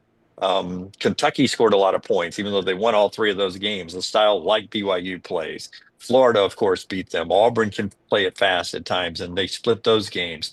So it'll be interesting to see how Alabama's defense, if they can continue that defensive improvement that has been so important to their success late in the season. That'll be interesting. All right, let's talk Florida real quick, because they get Maryland, and then we'll get back to some other stuff throughout. And Taylor will be back later in the show as well to talk more basketball here. Florida and Maryland, and Florida is still one of the teams that is a favorite to win the national championship. Boy, that was a scary game against UConn, though, wasn't it? Seeing Florida and UConn, it was a great game, but I was worried. I thought Florida was about to get eliminated. I did too, and there hasn't been that massive upset, and I think a lot of people, after the way they finished the regular season, I think a lot of people have Florida winning the whole thing. And that would have been, I was getting a little bit worried too, because as of late, you really haven't seen Florida play, a bunch of close games. They've been beating teams pretty handedly. That's true. And they hadn't lost since February the 25th. And then they were that UConn team, and they were on the ropes until the final 4 minutes of the game. And then there's Walter Clayton Jr., who, despite all the other talent on that team, he's a superhero. And I saw betting odds on who's going to win. They don't call it the MVP of the NCAA tournament. I think it's most outstanding player, the MOP, the most outstanding player. And he actually was briefly, I don't know if it's still the same today, he was the betting favorite to win the MOP, most outstanding player of the NCAA tournament, slightly ahead of Cooper Flagg and Janai Broome. Those were the top three to win the tournament MVP. They don't call it that, most outstanding player, but does that surprise you any to see that he right now is in the conversation with Cooper and Janai as not for the season, not to win the National Player of the Year, but maybe as the MVP of the NCAA tournament? Not at all. That does not surprise me at all. And we had a conversation a couple weeks ago after watching him play in person a couple times, saying if he started the season like this, it would be a three-man conversation for the National Player of the Year. He would be in the conversation with Janai Broome, with Cooper Flagg. And I think this is a side note, I think Cooper's going to win after Janai's first 2 weeks or 2 games in the NCAA tournament. But that's just a side note. But yes, he's been so impressive. We were able to watch him play in Auburn, in Tuscaloosa, and then in Nashville. And he's incredible. He's incredible. I think he might have the prettiest shot that I've ever seen in person. Oh. And in Auburn, he was hitting him from the parking lot. I mean, every time he took a shot, it was falling. It was incredible. Yeah, I agree with you. His shot, there was one where we were in Nashville. It was at the SEC tournament. There was one that we both sort of just went, and we just expressed out loud how beautiful the shot was. All right, I got one more thing to tell you or ask you after because somebody hit the portal yesterday, and I want to know your thoughts on this. But our friends at Weight of Wellness, they're bringing you my weight loss as we continue that journey to be healthier here in 2025 and be ready for, I don't know, a lake invite or a beach trip or whatever I end up going on throughout the course of the summer. Weight of Wellness, Leslie and her board certified team can help you out. Your journey to healthy living right there. Go to the website, aplanforme.com. No contracts, no sign up fees, and your first consultation is absolutely free with Leslie and her team. They've got the injection therapies, they've got meal replacements, they've got the protein bars that I use right there. I'm out of them on this trip. I did not pack enough, but I will survive. But Weight of Wellness can help you survive your weight loss. Planforme.com is Weight of Wellness, your journey to healthy living. By the way, the dinner we talked about on the show yesterday, tremendously. It was tremendous last night. I had a wonderful night in the city. Went down to Greenwich and had a afternoon cocktail or 2 or 3 at a place called the Four-Faced Liar Bar right there near NYU. And then we walked over to the dinner, and in the process, it was one of those moments, Taylor, where you just are walking, not too crowded streets down in Greenwich, and then you start walking across the crosswalk, and you glance to your left, and there, lit up in crimson, is the Empire State Building. And you thought to yourself, they knew I was coming. They knew I was going to be here. And they lit up the Empire State Building in crimson and white last night. For me, I assumed. I don't know what else was going on, but I took a picture. It was an amazing scene. There's no other explanation. I don't think so either. Go check it out on our social media platform. It was a beautiful scene. Your buddy hit the portal yesterday. Do you know who I'm talking about? I assume you're talking about Nick Pringle. I am talking about Nick Pringle, who is in the portal from South Carolina. For those that are new to the show, it was about 50 weeks ago now, or 54 weeks ago now, that you and Nick Pringle went on a journey together. We did. I ran into Nick Pringle at the airport as I was headed to Spokane, Washington for the first round of last year's NCAA tournament. I believe he got into a little bit of trouble and therefore did not travel with the team. So we were on the same flight. I felt bad for him, honestly, because flying to Washington, it was a layover is when we crossed paths. I don't remember how long the next flight was, but the guy was sitting in a normal seat. He wasn't sitting in, the middle tier seat that gives you a little more extra room or first class. I was like, he is going to be in excruciating knee pain when he gets off this flight because he's way too tall to be sitting here. But Nick Pringle was my favorite player on Alabama's team last year because of how good he was post-game interviews in the locker room. He was so charismatic and great personality, great interview. I was very sad when he left. And something that I think about with these guys, with him, with Rylan Griffin, not so much with, Sam Walters, because his team's still playing, but that must be so hard and so sad, which I don't know what terms he left Alabama on, but when you get bounced, you're like, man, I hit the portal. I'm sitting at home on my couch watching these teams still play, and the team that I left is looking like they could make a run here. And he was absolutely huge for Alabama to make it to the Final Four last year. His ability to play big, especially at the Sweet 16 in the Elite 8 level, they would have never gotten to the desert in the Final Four for the first time in program history if Nick Pringle had not made that flight with you and done what he needed to do to get off the suspension to be there on the ride to the Final Four last year. All right, Taylor's going to get back to the social media platform. Follow everything at Next Round Live, at Next Round Live. She'll come back later in the show to talk more about the Sweet 16 in college basketball. As we head to break here, the show being brought to you by our friends at Bojangles. Ordering Bojangle Bites is the easiest choice you'll make today. The bite-sized hand-breaded chicken fried to crispy perfection, making it perfect for sharing, snacking, or when you are on the go. Just don't call it a nugget, though. The only hard part is choosing from the 6 dipping sauces, one for every craving, from the creamy house-made ranch to the sweet and spicy peach, honey pepper sauce. It all depends on what kind of mood you're in. With our friends at Bojangles, it's Bo time. We're back for hour number 2 after this. Everything Next Round is on demand now in the podcast section at nextroundlive.com. I'm attorney Alexander Shinar, Alabama born, Alabama raised, and ready to fight for your rights. I have one of the largest firms in Alabama, and we are here to help you get the compensation you deserve. Call me, Alabama, 323-1000. Your representation states that the quality of legal services being performed is greater than those of other lawyers. Stop by the New York Butcher Shop and pick up the finest in certified Angus prime beef steaks and burgers, premium pork chops, ribs, and all-natural chicken cut to order just for you. Their chef-prepared entrees and side dishes are the perfect dinner-to-go choice for your family and are ready to heat at home.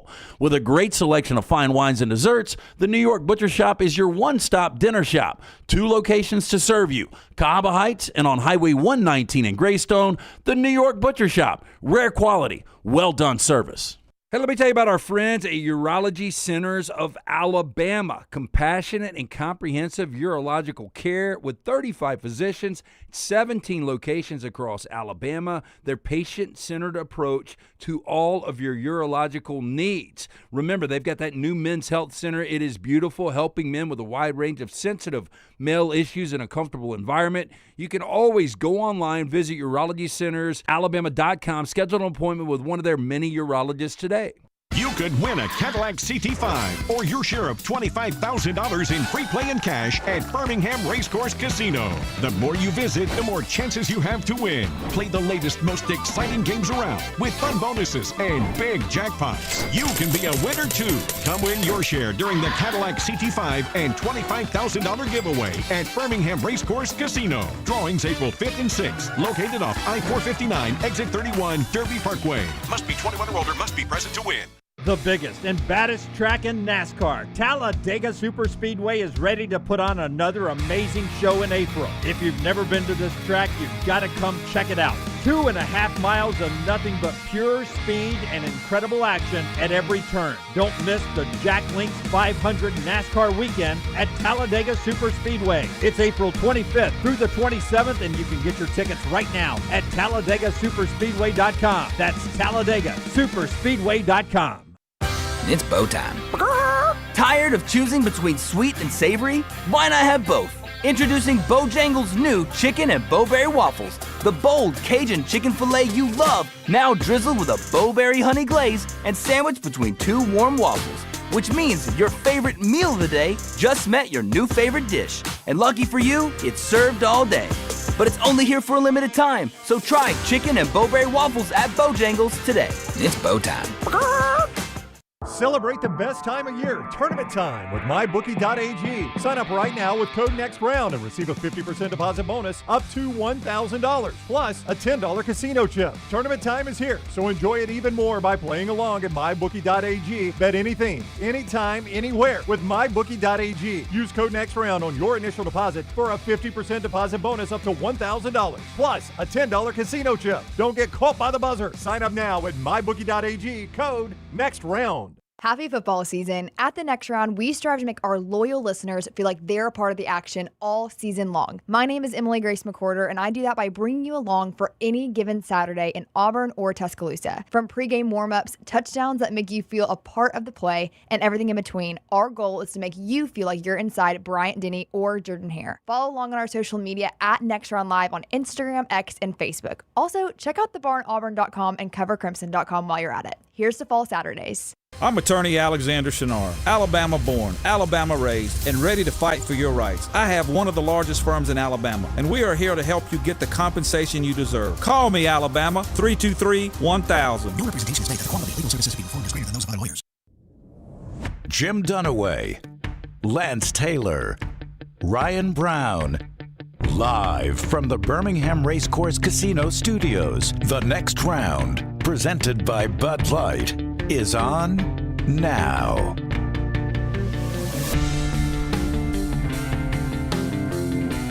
T. Brownie on vacation. I'm with you live from Newark. We're at the Prudential Center today. It is practice and media availability day. for Alabama and the other teams part of the Sweet 16 and Elite Eight here on the road to San Antonio. Our coverage being brought to you by the madness that's coming to Birmingham this hour. The Magic City hosting the NCAA Women's Basketball Regional, which tips off at Legacy Arena coming up on March the 28th and 31st. So coming up this weekend there, you can witness the Elite Eight and the Sweet 16 teams as they battle for a trip to the 2025 women's Final Four down in Tampa. Don't miss the intensity, the drama, the unforgettable moments of March Madness. Get your tickets right now. Be a part of the action. Visit ncaa.com/WBB tickets for more info. That's ncaa.com/WBB tickets for more information there. That's the fine folks there with Night Edie and the folks that are hosting that tournament down at Legacy. And we look forward to all the great women's basketball teams coming to town this weekend. Emily Grace McWhorter now with us back in the Birmingham studios. Jim Dunaway with you in Newark, New Jersey, on the road with the Crimson Tide, where I came in with the team from Cleveland. And they'll be here at the arena coming up in a couple of hours. We'll get back to basketball in a moment. EG, when you were away, we were talking basketball. Just before we get back into everything we had planned out for this segment, did you sign on at mybookie.ag? Did you fill out a bracket? Do you and your family do a family bracket contest? Oh, of How's course, your bracket going right now? My brackets were busted pretty early on, and I know that this is a debate with a lot of people. And so I'm curious what your thoughts are, Dunaway. I fill out multiple brackets every single year, ranging from which mascot would win in a fight, my favorite color, which usually ends with Duke or UNC winning or Ole Miss. I do a real bracket. I do just kind of click around, and we see what happens. Are you a one and done, or do you like multiple brackets, and do you judge others on their number of brackets that they create? I don't judge others. I mean, I believe in freedom. Yes. But here's my bracket philosophy. Okay. I can't, I imagine the tournament's going to go one way. Right. So, for instance, I've got my one bracket that I'm not doing great with in our mybookie.ag competition that we have going. Even though I've got all my Final Four teams still left, that one is my bracket. It is the same bracket that I entered with another group of friends, my golfing buddies. We've got a bracket. So boom, I'm in that bracket. Same picks. A buddy of mine who I went to college with, she's battling cancer. So I got a bunch of her teammates, created a group to have a bracket challenge. That's just so that we awesome, could Dunaway. all lift spirits and be in love with each other and sort of share the passion that we had when we were back in college on the women's basketball team down in Montevallo. And I was their statistician, SID person who traveled around with them. And we had great memories. So I created a little bracket pool there. And same bracket there for that one. So I'm a one bracket guy. I don't like to change my picks. I respect that. I think we'll always fall into the side of things where I create multiple just to see what happens. I like to have a little option. And ESPN allows you to create 25 for free. So you might as well take advantage of it, right? 25 for free. Absolutely. All right. Before we get back to some other stuff, I want to do our college football spotlight today. So if you'll tell everybody about Shannara, but first we need Tyler to get the spot ready to go. And when you got it, Tyler, hit it. And it's brought to you, of course, by our friends at Shannara. It's the Shannara Football Spotlight. The College Football Spotlight. Alexander Shannara Trial Attorneys is a national firm with Southern roots headquartered here in Birmingham, Alabama. In 24 years, the firm has grown to over 150 lawyers, supported by over 500 dedicated team members. If you find yourself in need of a lawyer, call the Alexander Shannara Trial Attorneys. You pay nothing unless they win your case. My spotlight today is going to be on spring football, and we got word yesterday that Auburn will basically not have a game this year. It'll be a gathering where it'll be a normal looking practice. I think you're starting to get that at Alabama too. The old crimson versus white, the blue versus white, orange and blue games, those type games are going away. Should Colorado and Syracuse, who have both petitioned the NCAA to allow them to play each other in a spring game, do you think it should happen? This is something Deion Sanders pitched a couple of weeks ago that he would love to see it like an NFL practice where you bring in another team, you practice a couple of days, then you play a game, an actual game against each other. Fran Brown, the head coach at Syracuse, instantly jumped on social media with Primetime telling him, I will come to Boulder. Our team will come to Boulder. And now they're trying to get it passed through the NCAA to get the okay to do that. Would you be okay with that game happening? Yeah, I mean, I think I would. I think that, when it comes to the spring game format, there's a lot of discussions. You mentioned Coach Freese. He talked about that yesterday, how he's always lobbied for OTA days, actually, and kind of get rid of this model, because a lot of people are saying now that you get kind of a look into a team that you may not want to give people when these games are televised like this. In the era of the transfer portal and things like that, you don't want to give any other team some potential access into your team. And, I think that there is a fan love of these events, and I think that it may not be overarching. I think a lot of people kind of take them or leave them. And you do open the opportunity for some injury, obviously. But if these two teams want to participate, I don't understand why the NCAA wouldn't allow it. I think, one, there would be some money to be made there. They also mentioned, along with the spring game taking place between Colorado and Syracuse, also having a slew of financial literacy classes between these two teams. And even if this doesn't work out, Dunaway, Fran Brown has said that he would love for him and Deion's teams to meet together, have some fellowship and things like that. But I personally don't think that the NCAA should have an issue with this when it's the teams that are voluntarily saying, hey, we want to do this. Because when you look at spring practice, guys, it gets a little monotone at times. And Deion Sanders said this, that you're going up against the same guys in practice, and the competitiveness of that can kind of falter a little bit. So if you have something like this to look forward to on the schedule, you're giving your guys a different look at different guys, going up against different players. And I think that it's only a good thing if you want to salvage the model of a spring game format to have something for fans and viewers this time of year. Yeah, let me ask you this, though.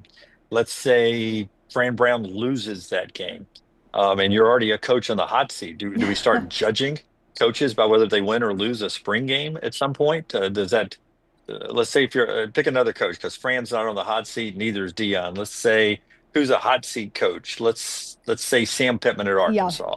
If Arkansas played somebody in the spring and Pittman barely survived last year, or Billy Napier 2 years ago, and then they lose the spring game, do fans start to go, oh man, we're not any better this year. Why did we keep this guy? Do you think that would start happening? Yeah, I do think so. I think that would be a natural inclination of fans to start, comparing the season to a spring game. And I don't think that would be incredibly out of the realm of possibility or something that wouldn't be, possible, because like you said, if you have these guys who are right on the hot seat, they can't squeak by their spring game. I think the scoring format of this would have to be different. I think there'd be some rules in place as to what this game actually looks like, because you want to avoid injury, especially that time of year, because a lot of teams, this time of year, they're getting surgeries out of the way, et cetera, to prepare for summer and fall camp.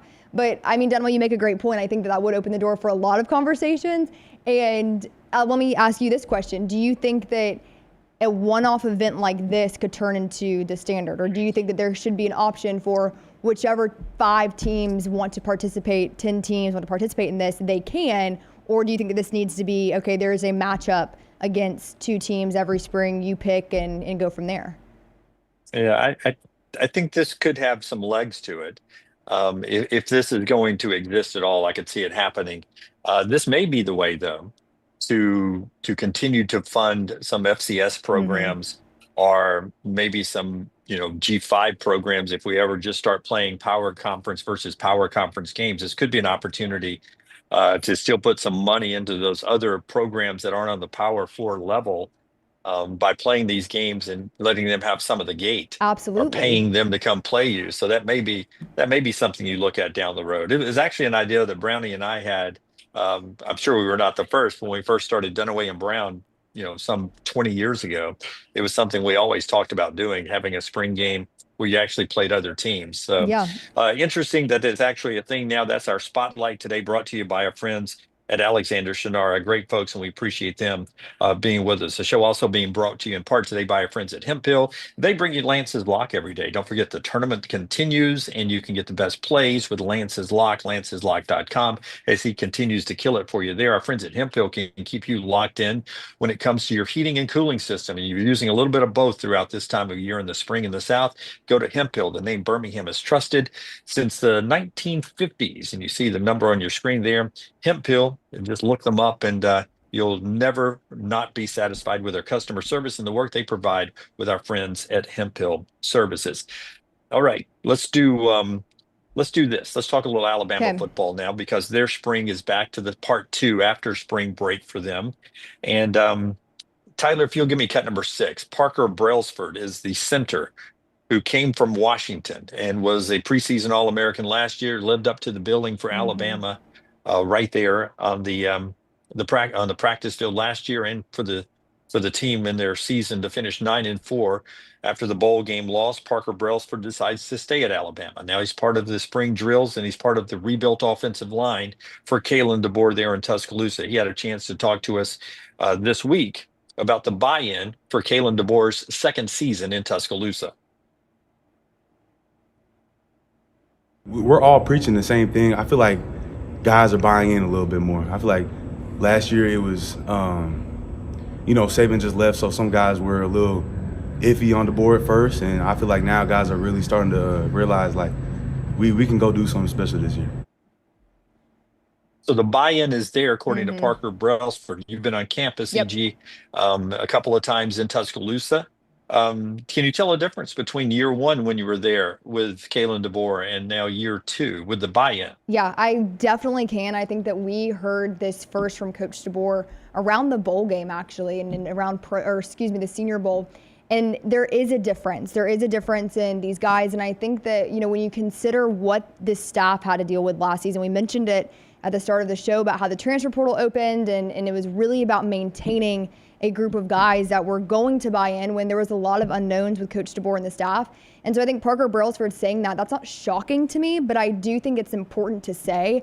And we've heard about it the last couple of months, how, the tucked in shirts are back and there's no jewelry at practice. And there was a lot of controversy behind the statement that you have to be on time again. And that's all shifting. So I have noticed a shift. And I think that, Parker saying that they were a little unsure about Coach DeBoer, again, it doesn't surprise me. And I think that just the way that Coach DeBoer is approaching even the media, I would say, is a little different. I feel like he's kind of tightened up a lot of things because this is fully his program, right? And I wouldn't say last season it wasn't, but there was a lot of transition to go through. And now he enters this second spring with, some wins and painful losses under his belt, a staff that he's curated, along with some guys he's recruited. You bring Ryan Grubb back. I think that is one of the biggest storylines along with the quarterback competition. But Ryan Grubb balancing Kalen DeBoer, I think, is huge. And at this practice that we were at, actually, guys, it was interesting because one thing I noticed about Coach DeBoer and Ryan Grubb was that every few minutes they would meet somewhere on the field, chat a little bit and disperse, meet, chat a little bit and disperse. And I think that shows the relationship that they have with each other. And Ryan Grubb is definitely, I don't want to say like good cop, bad cop, but I think that's the best comparison that we can give.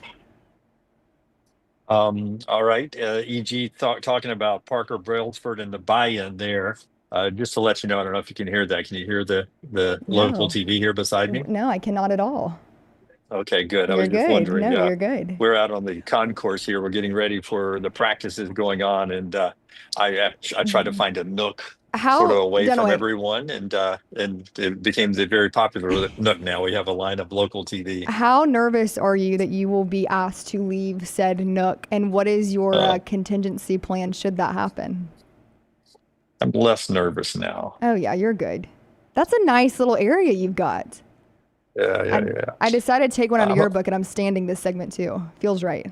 I'm a pro at finding nooks and crannies for the good TV backdrop, but we couldn't do it because of the sun. I don't have a big bay of light, so I didn't want to show you the outdated Newark skyline there. No, so that's okay. A little Newark shade from Dunaway. Interesting town so far that we found here in New Jersey. Did it not meet your expectations? More Alabama. Go ahead. What were you going to say? I said, did it not meet your expectations? What was the initial reaction to the skyline? It could be better. Yeah. I never knew. I've been to New York City before, of course, and I've flown into Newark, the airport here before, for I think an XFL game with the Birmingham Thunderbolts, and then we quickly got on a shuttle and went into the city. So I've never been any extended time on this side of the river, and the fact that you can be here in New Jersey and see the skyline of New York City freaks me out a little bit. Yeah, you can only really see like the top of the buildings, the tall ones. But it just from my hotel, I'm actually closer to the Greenwich Village. From the team hotel, I'm closer to Greenwich to the Village than I am to the Prudential Center. Crazy. Because we're basically just very close to the tunnel. I think the Lincoln Tunnel or the George Washington Bridge, so just jumping over into the Village, as opposed to driving all the way out here to Prudential Center, which took longer than it actually took to get into the city last night for dinner. So it's sort of crazy where the team hotel is located on this trip, being 30 minutes away from the center here. But more Alabama football, because I want to talk to you about the quarterback race after I tell everybody about our friends at Odie's. It's a big night, of course. It's trivia night. The usual crew will not be there. No LT, no Brownie, but trivia will go on. So if you're a big fan of trivia, it happens tonight at Odie's. If you're a big fan of great local food and a local pub, that's always been Odie's at 2 locations, one in Homewood, Edgewood, and the original location right there in Mountain Brook. Go check out our friends at Odie's for a great lunch, a great dinner, and of course trivia tonight. It's Odie's. All right, back to Alabama football. We talked Auburn starting spring in the opening segment of the show. Alabama football here now, and the quarterback situation as they replace Jalen Milroe is a big talking point this spring as well. On your visit on campus over there, you've had a chance to see Ty Simpson as a guy who's projected number 1. You've had a chance to see Austin Mack, who the new coordinator Ryan Grubb recruited to come to Washington, and he came from Washington with Kalen DeBoer and the staff last year. Saw very little action. And you had a chance to see 5-star quarterback Keelan Russell. Tell me about the quarterback race right now and how it's going in Tuscaloosa and some thoughts you have on that. A lot of questions here. It's one of the storylines I am following obviously very closely this spring, going into summer camp, SEC Media Days, the whole 9 yards. Pete Nakos did report that they're expecting that this quarterback competition will take us through August. And so there's obviously some discussion that, okay, is it Ty Simpson's job to lose? How good is Austin Mack? Over the last week, there's been a lot of movement on Austin Mack's ability, and I think it's important to remember that this is his 3rd year in the system. He's very familiar with Ryan Grubb. He's very familiar with Kalen DeBoer, and I think last season his role was really a prep guy for the defense to mirror guys like Garrett Nussmeier and things like that. And so I am not sure what to make of it right now. I think that they have extremely high expectations for Keelan Russell. They have been very vocal about that. Ty Simpson has 2 years in the system. Austin Mack has 3 years in the system. I think right now the natural frontrunner is Ty Simpson because of his leadership abilities. And a lot of the players currently have been saying that he's a veteran, he's very vocal, he's great at leading the team. And then a lot of guys are also saying, Gino Vandemark said that I really just enjoy being around all 3 of them. They're all really great guys. From a skill set level, I do think that I hesitate to say evenly matched, but they're all in the mix with that. Because if there was a drastic skill level difference, we wouldn't really be having this conversation right now. In my opinion, Dunaway, it's going to come down to leadership. And I think it's going to come down to leadership and execution. That seems obvious, but when you really consider it, I think it's going to be who is able to control this team in a huddle, who is able to execute on the field and off the field, and who is going to be someone that these players and coaches can both trust. Coach DeBoer has talked a lot about this season about how he needs more leaders and that it's not just going to be on one guy, like 1 or 2 guys like it was maybe last season, that there's 10 really strong guys leading, and it starts with that quarterback position. So in my opinion, it's going to come down to who is going to show the best leadership skills on and off the field. I would imagine a lot of Alabama fans for a while didn't think Austin Mack was really in the conversation. They thought it would be Ty Simpson or the 5-star recruit.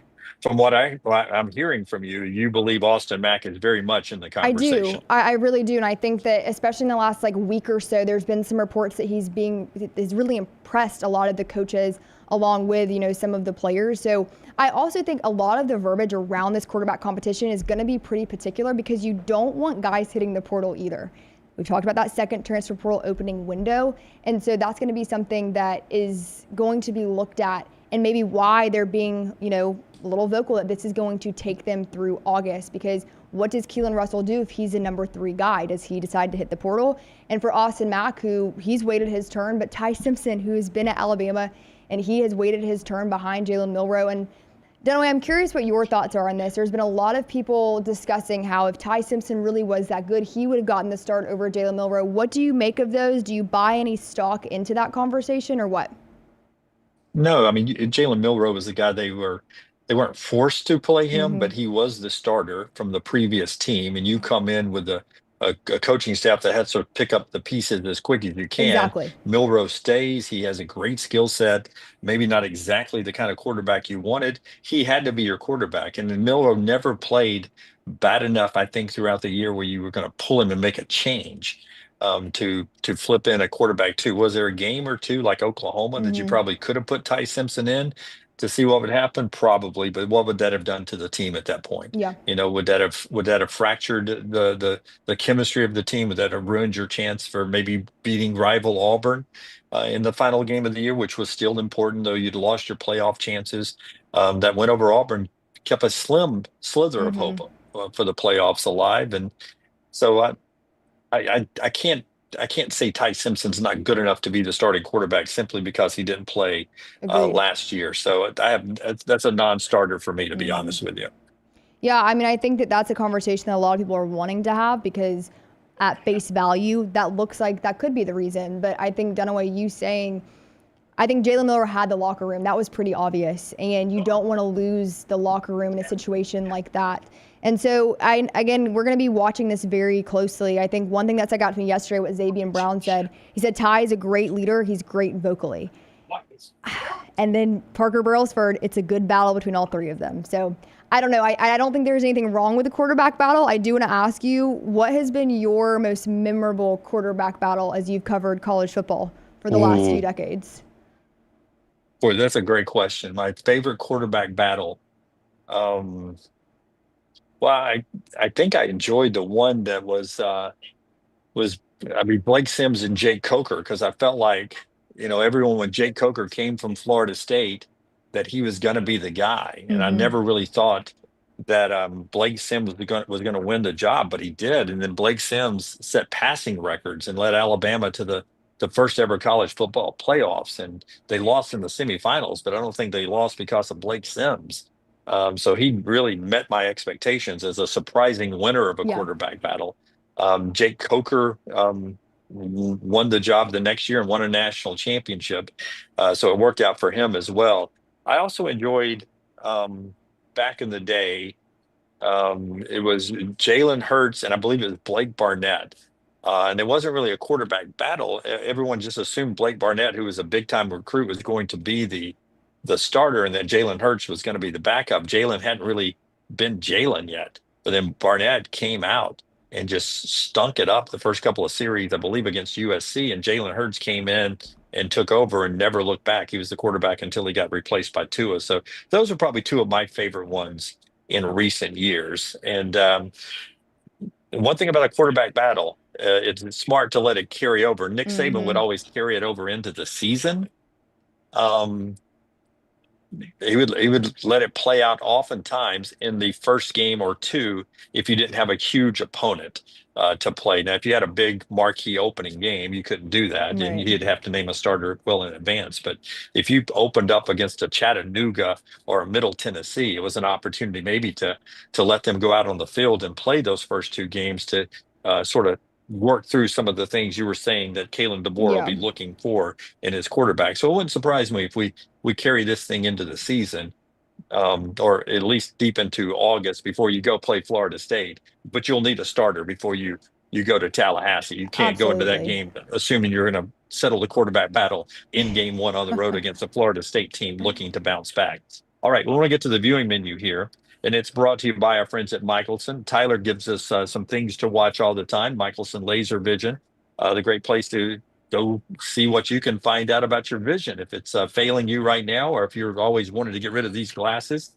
I'm not a candidate for laser surgery, but at Michelson, they'll let you know whether you are or not. And if you are, there's no better place to do it than Michelson Laser Vision. And they bring you the viewing menu. Tyler. All right, got a few different options tonight.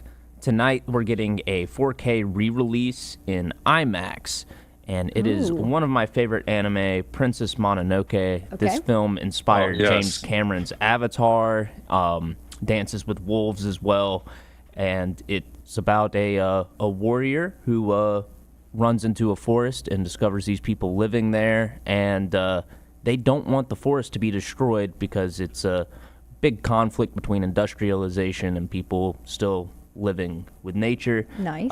Very great movie. Tonight's showing is almost sold out, so I'll be seeing this one Friday. Tonight at 9 p.m. At 9 p.m. So wait a second now. So this is anime in IMAX? Is that what you're telling me? Yes, it is. Okay. So what do I get in an IMAX version of anime? Like what does the IMAX experience make the anime better? Yeah, you've got it. It's a 4K re-release, so it's the best possible way you could watch this, and it's on a very large screen. Okay. So everything will look very detailed. The colors will pop more. The sound will be better. It's the best way you could watch this movie. 9 p.m. tonight on FX, you've got the movie The Machine. This is the Bert Kreischer movie based on the viral story he always tells about getting involved with the Russian mafia when he was in college. Interesting. And this is a comedy movie. It's got Bert Kreischer, it's got his wife, it's got Mark Hamill, and it's basically just 20 years after that incident.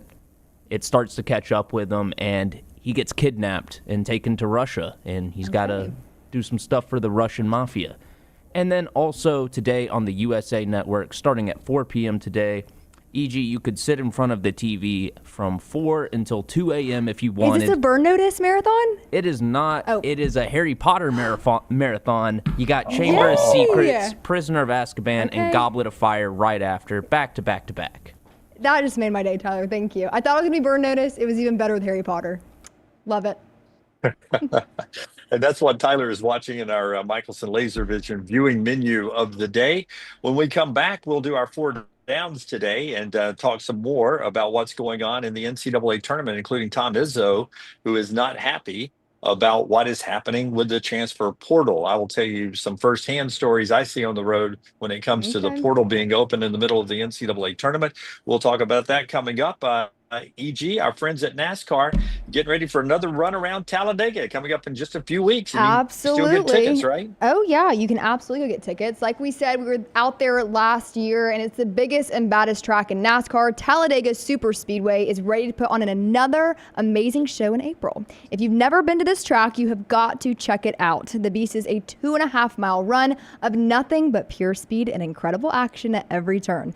Don't miss a Jack Link's 500 NASCAR weekend at Talladega Super Speedway, April 25th through 27th. So coming up right around the corner. Get your tickets now at TalladegaSuperSpeedway.com. All right, we roll on. The next round continues right here on TNR. Take the next round anywhere you go with official Next Round gear. Buy yours today at nextround.store. I'm attorney Alexander Shinar, Alabama born, Alabama raised, and ready to fight for your rights. I have one of the largest firms in Alabama, and we are here to help you get the compensation you deserve. Call me, Alabama, 323-1000. No representation is made that the quality of legal services being performed is greater than those of other lawyers. Celebrate the best time of year, tournament time, with MyBookie.ag. Sign up right now, code NEXTROUND, and receive a 50% deposit bonus up to $1,000. Plus, a $10 casino chip. Tournament time is here, so enjoy it even more by playing along at MyBookie.ag. Bet anything, anytime, anywhere with MyBookie.ag. Use code NEXTROUND on your initial deposit for a 50% deposit bonus up to $1,000. Plus, $10 casino chip. Don't get caught by the buzzer. Sign up now at MyBookie.ag, code NEXTROUND. The biggest and baddest track in NASCAR is Talladega Super Speedway, and it's ready to put on another amazing show in April. If you've never been to the Talladega Super Speedway, you have to check it out. This beast is 2.5 miles of nothing but pure speed and incredible action at every single turn. Don't miss the Jack Link's 500 NASCAR weekend at Talladega Super Speedway, April 25th through 27th. Get your tickets now at TalladegaSuperspeedway.com. Don't miss the action. TalladegaSuperspeedway.com.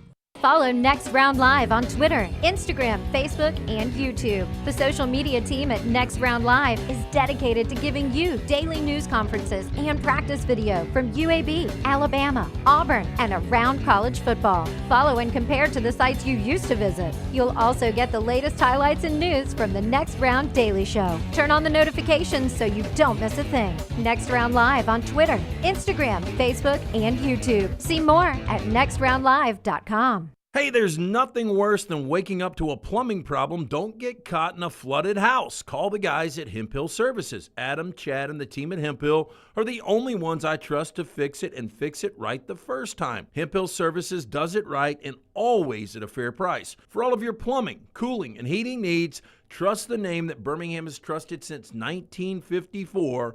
That is Hemp Hill Services. Call now, 205-229-2090. That's 205-229-2090. Hey, Lance Taylor from the Next Round to tell you about one of our favorite places for breakfast, lunch, and dinner. That is Hamburger Heaven since 1982. Hamburger Heaven has been serving Birmingham's best hamburgers, cheeseburgers, French fries, hand-spun milkshakes, and sandwiches made fresh to order. All of their ingredients are fresh and prepared daily. This includes their beef, always fresh, never frozen, hand-pattied each and every day. For breakfast, lunch, or dinner, visit any of the 4 locations, Highway 280, Irondale, Gardendale, and Homewood. As we all know, there's no off season when it comes to college football. If you want to stay in the know with all things Auburn, join us over on thebarnauburn.com and get $25 off your annual subscription. We'll keep you up to date and give you exclusive content all the way to the first Saturday of football season on thebarnauburn.com. Take TNR on the go with a podcast built for your satisfaction. Miss Hour 1? Find it in podcast form. Miss Hour 2? Stream it now. Miss Hour 3? Download it for later. Miss Hour 4? Well, just know it's never coming back. Listen to TNR wherever you find podcasts.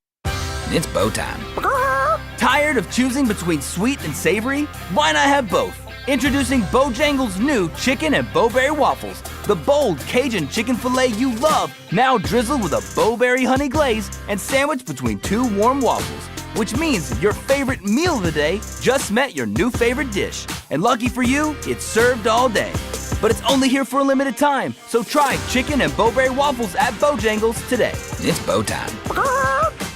I'm attorney Alexander Shinar, Alabama born, Alabama raised, and ready to fight for your rights. I have one of the largest firms in Alabama, and we are here to help you get the compensation you deserve. Call me, Alabama, 323-1000. No representation is made that the quality of legal services being performed is greater than those of other lawyers.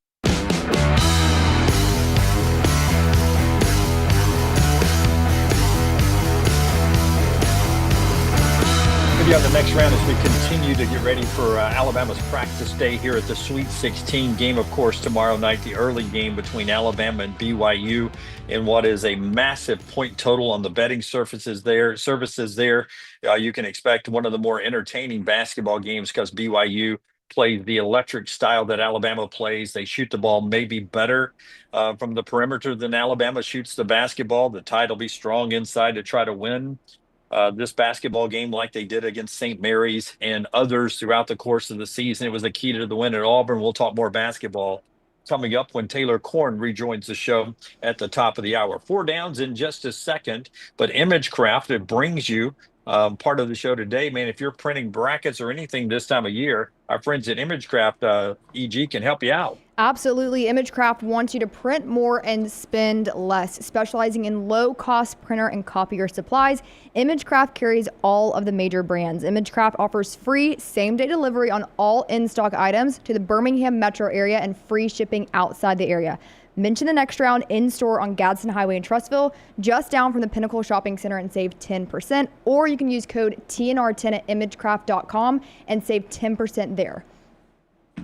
All right. To a great folks at Imagecraft there. We're about to do 4 downs. It's a bonus question I've got at the end. Okay. And I know the guys behind the glass, EG, not a big country music fan, so I'm going to give them a head start so maybe they can think of their favorite Kenny Chesney song. Kenny Chesney is 57 today. I could name it. So no later Kenny Chesney Really? songs. I don't know a single one. Tyler, come on.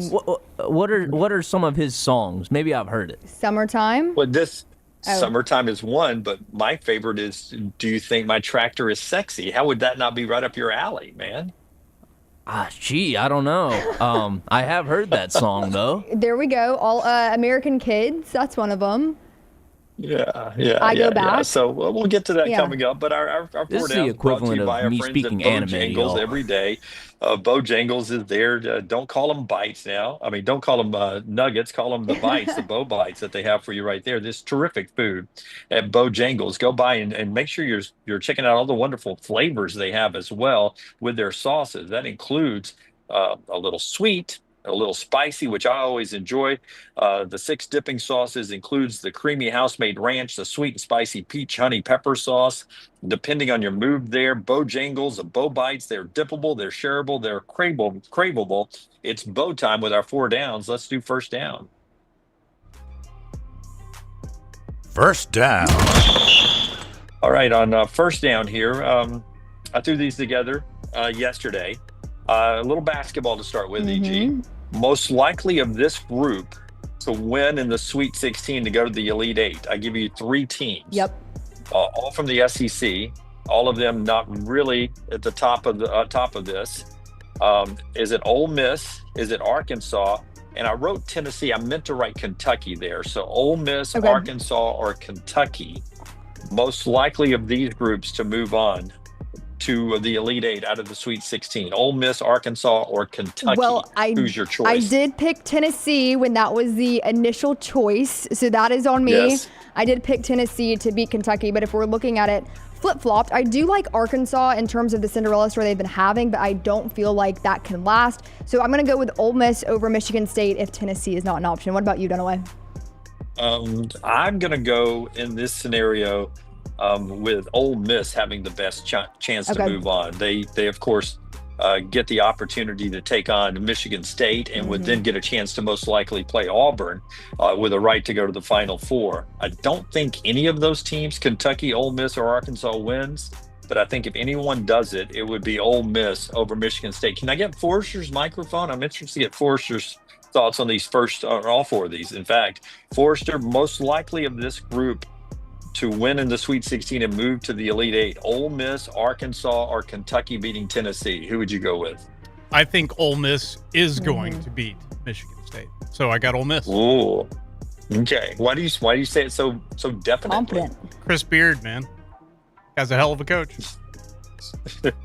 Chris Beard, man. All right, let's do second down. Second down. Most likely of this group to lose in the Sweet 16. 3 SEC teams again. Auburn, Florida, or Alabama. Auburn, Florida, or Alabama. Alabama would be the lowest seed of those 3 teams. EG, you first. Ooh, this one was a hard one, Dunaway, and I feel like I kind of know how you paired these together. I really like Florida against Maryland. I really like the Alabama BYU matchup, but I really do like Auburn Michigan. My gut out of those matchups would be Bama BYU. I think Bama has the better chance of losing, if that's even a good way to put it.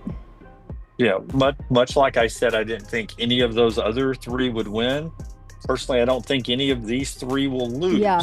But if I had to pick one to lose, it would be Alabama because of their defense against BYU. And I've seen this BYU team just be tremendous at shooting the basketball at times. And Alabama's perimeter defense has had its moments this year when it has not been spot on. And let's be honest, Alabama's not shooting the basketball very well right now. Yeah. And they're going to have to shoot the ball great to beat this BYU team. And I think their defense is going to have to be improved. I don't think Auburn loses. I don't think Florida loses. And I don't think Alabama loses. But of that group, I think Alabama would be the most likely if one of them did lose. Forrester, who would you go with here and why? So I don't think any of them lose. But I am most concerned about Auburn. Okay, why? I don't know. I don't really have a I don't think any of them lose. But I don't know. Those Michigan 7-footers scare me a little bit. Yeah. I can see that. All right. So a little team concern there that you could end up with Auburn losing. And ironically, you're an Auburn kid. I'm concerned about Alabama losing. I'm an Alabama guy, so there you go. I see now how we're made up internally there with our nerves and anxiety when you get to the Sweet 16. Let's do third down. Third down. Keira Knightley is 40 years old today. Best Keira Knightley movie. I'm going to start with Tyler here, EG. Bring Tyler and Forrester into this, and we'll work to you. Best Keira Knightley movie for you, Tyler. Off the top of my head, I would go with Pirates of the Caribbean, but she was also in Star Wars The Phantom Menace, but that was a pretty weak movie, so I'm going to go Pirates of the Caribbean, Curse of the Black Pearl. Okay. Oh, you go the Black Pearl. Okay, a specific one. What about you, Forrester? Favorite Keira Knightley movie? I can't really say that I've got one, but I would go Pirates as well, because I don't really know how many of her movies I've seen other than Pirates. I think she's one of those actresses that is in things, and sometimes you don't know she was kind of forgotten. Things. She's in your favorite You know what movie, I mean? Or Love Actually. she blends in. Like, for instance, I'll take you back to your childhood. Do you know that she was pretty big part of Bend It Like Beckham? Do you remember that? No, actually. I did not see Bend It Like Beckham. For mine, I have to go for 3, and I'm going to make it Pirates of the Caribbean, too. That leaves you, Dunaway. Pirates, number 2 is the one you're going with, or as well. Just as well. All 3 of us have said Pirates. Well, I mean, I like Pirates of the Caribbean. Absolutely. I mean, who wouldn't want to run around with Keira Knightley, chasing treasures, right? Fantastic. She was really good in those. My favorite was the Black Pearl as well. She's her name is what? Elizabeth Swan. Elizabeth. Sweet Elizabeth, yes. All right. Let's do 4th down. 4th down. Martin Short, 75 today. Martin Short's favorite character that he's ever played. Not necessarily movie, favorite character, but I will take a movie if you'd rather go that way or TV show.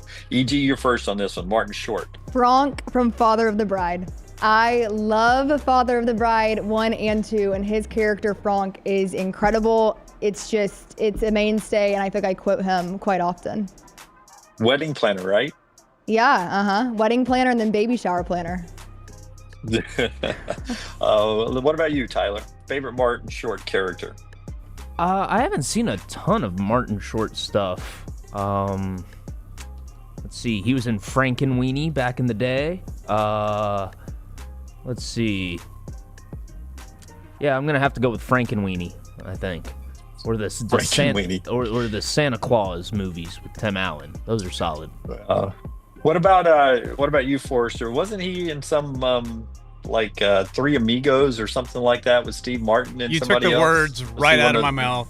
Three Amigos, Martin Short, Steve Martin, Chevy Chase. Three Amigos. Yeah. And that's your favorite Martin Short character? Easy.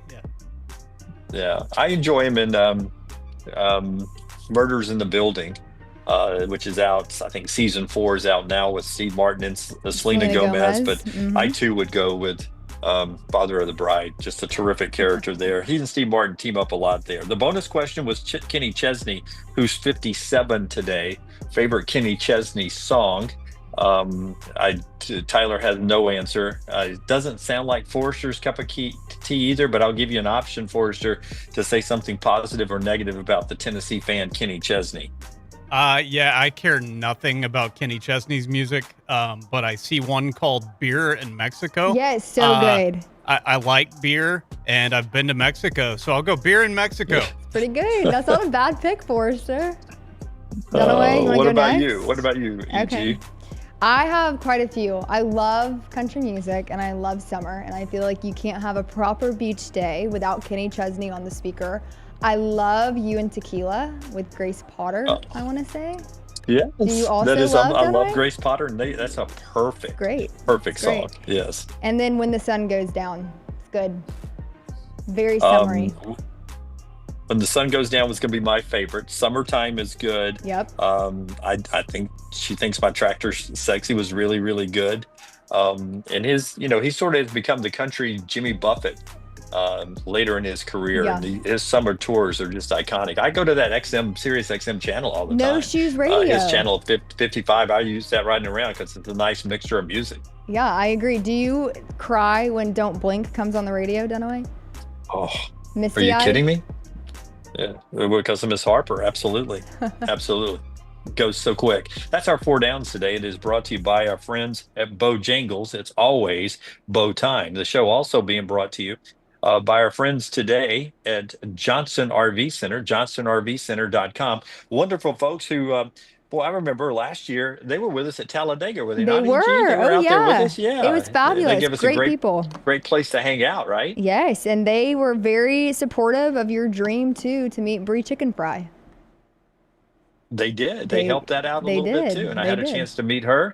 You can get the latest from Johnson RV and their 2 wonderful locations up I-65. All you have to do is go there, check them out, or go online to the website you see on your screen there, and they'll help you out with the best in RVs. And it's a great time of year to get out there and start checking out America with our friends at Johnson RV Center. They have been part of our show for a long, long time, and they bring you unbelievable deals on their RVs and the pull-alongs and all of that. I-65 exit 304 in Coleman, 334 in Decatur. They've got RV warranty forever. They allow you to have a lifetime warranty on all new RVs and any qualifying used RVs. So check them out right now. And don't forget that Wolf Pup 16 LP for only $129 a month with approved credit right now at Johnston RV Center, johnsonrvcenter.com, I-65 exit 304 in Coleman, and 334 in Decatur. All right, I noticed something this week. EA Sports, the college football game's getting ready to come out again this year. 11,000 athletes were in the first relaunch of this one. They expect even more to be in this year. And the payment that they're getting, EG, has gone up significantly. So the players are getting paid a little bit more money. Yeah, I think it's a good thing. If I were a player, Dunaway, I don't know about you, I would love to be featured in this. It doesn't surprise me with how much revenue this game has brought in. Where are you currently at on the college football game? You're in dynasty mode. Where are you coaching right now? God, did I put that in the notes for you to ask me that? No, Dunaway. Oh, I did not. I did here. not. I know. It's funny you should say that. I played a game right before I left. I started at Texas State. Quickly took the job at Florida, and 1 year at Florida, I got offered the Texas job. Wow. So I took the Texas job. So I'm in my 5th year, and I'd worked my way 3 years at Texas State. Then I was at Florida. 1 year at Florida, they offered me the Texas job, and I said, good night, Florida, I'll take the Texas job. Got there, and in 5th year of my dynasty mode, because I'd restarted a couple of times as I'd relearned to play. I tried to be Kennesaw State to start with. It just didn't work with the 2 little stadiums. That's okay. That's okay. But in my 5th year of dynasty mode, I won the national championship right before I came on this trip. Wow. Dunaway, congratulations. An event like this in your life, I know. What are the emotions for you as you have taken that team to new heights? In this moment, on the back side of things, are you planning for next season? Where is your heart, mind, and soul? Well, first of all, it's the players. You can't do it without the players. And I appreciate their buy-in. A new coach coming in. They didn't know me. They didn't come to Texas because of me. They came because of the money. And we were able to win a championship together. And we'll always have that. But we're recruiting the next generation of champions, we hope, right now. So the portal's open. Right. So we're excited about that. It's fun. But they're getting paid $1,500 now. Excuse me, $1,500 instead of $600. Okay. So that's gone up significantly because the thing was such a success. They sold so many copies, so they're able to give more back to the players, and that was pretty cool to see. All right, let's talk about the portal, but in terms of basketball, I'll need cut number 2 here. And this is an interesting time to be alive if you're a college coach. I'm going to let you hear Tom Izzo, who's one of the greats, and then I'm going to tell you what I'm seeing in person happen and what Stephen Pearl actually talked about earlier this week here on the next round. But here is the GOAT, Tom Izzo, the man that owns March back in the day, talking about the transfer portal actually being open while he is trying to win a national championship and prepare for the Sweet 16. Here's the great Tom Izzo. I'm going to worry today about the guys I got in this program that have done an incredible job this year, and that's it. And if that costs me later, so be it. But Tom Izzo isn't cheating the people that he has that have been loyal to him for this chaos that is going on out there. Is that cool? When I came back Sunday night, that was it. There was nothing on my mind but giving these guys a chance to win one more game, get to Elite Eight, and one more game, and have a memory that'll last their entire life, their kids' life, and their grandkids' life, because that's what it is. And so excuse me for being passionate about it or pissed off about it, whichever words you want to use, but I'm not going to talk about it because it's not fair. It's not fair to the people. You could say it's fair to your program. I'll run my program like I want to run my program. And people have a disagreement with that, God bless them. But these guys that gave me everything they could give me are going to have a chance. And I'm not going to screw it up by spending any time on other stuff other than, I don't eat, I don't sleep right now. So why in the hell would I do something else that might benefit me a year from now? And really, it's not going to benefit me now because I don't know what I have. I don't know how much money I have. I don't know which players are leaving or staying. I don't have any idea. So why would I do that? Waste of time.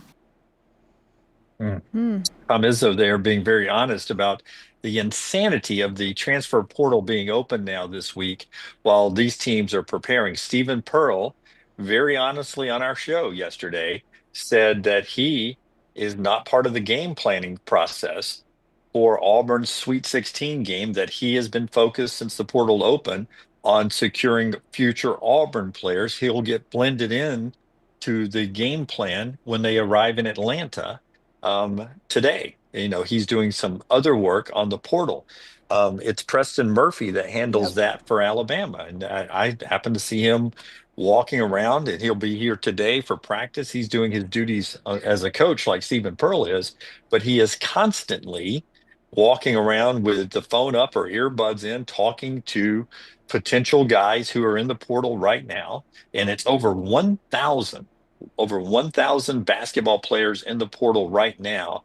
It doesn't make sense, EG, that this is all having to go on while they're preparing for the Sweet 16. The teams that are still playing, the coaches that are still coaching, they're having to worry about who their players are going to be next year. And you have to do it right now, because if you don't do it right now, Izzo's not worried about it, but everyone else worried about that the fruit stands will be picked apart from the good fruit if you're not there early on. What do you thought? What's your thoughts on it? Does not make sense to me, and I don't understand why the NCAA hasn't taken steps to remedy this, because there's no upside, in my opinion, because you're causing these assistant coaches to take on GM roles like we started off talking about with Andrew Luck at Stanford when it came to football, but really Preston Murphy and Stephen Pearl are acting like that as in a GM within their teams right now, and they're having to use their bandwidth to start looking at the portal. And then I'm curious for you, if you could look at this situation and, there's no parameters, you could fix it in your own way, what would you do when it comes to the transfer portal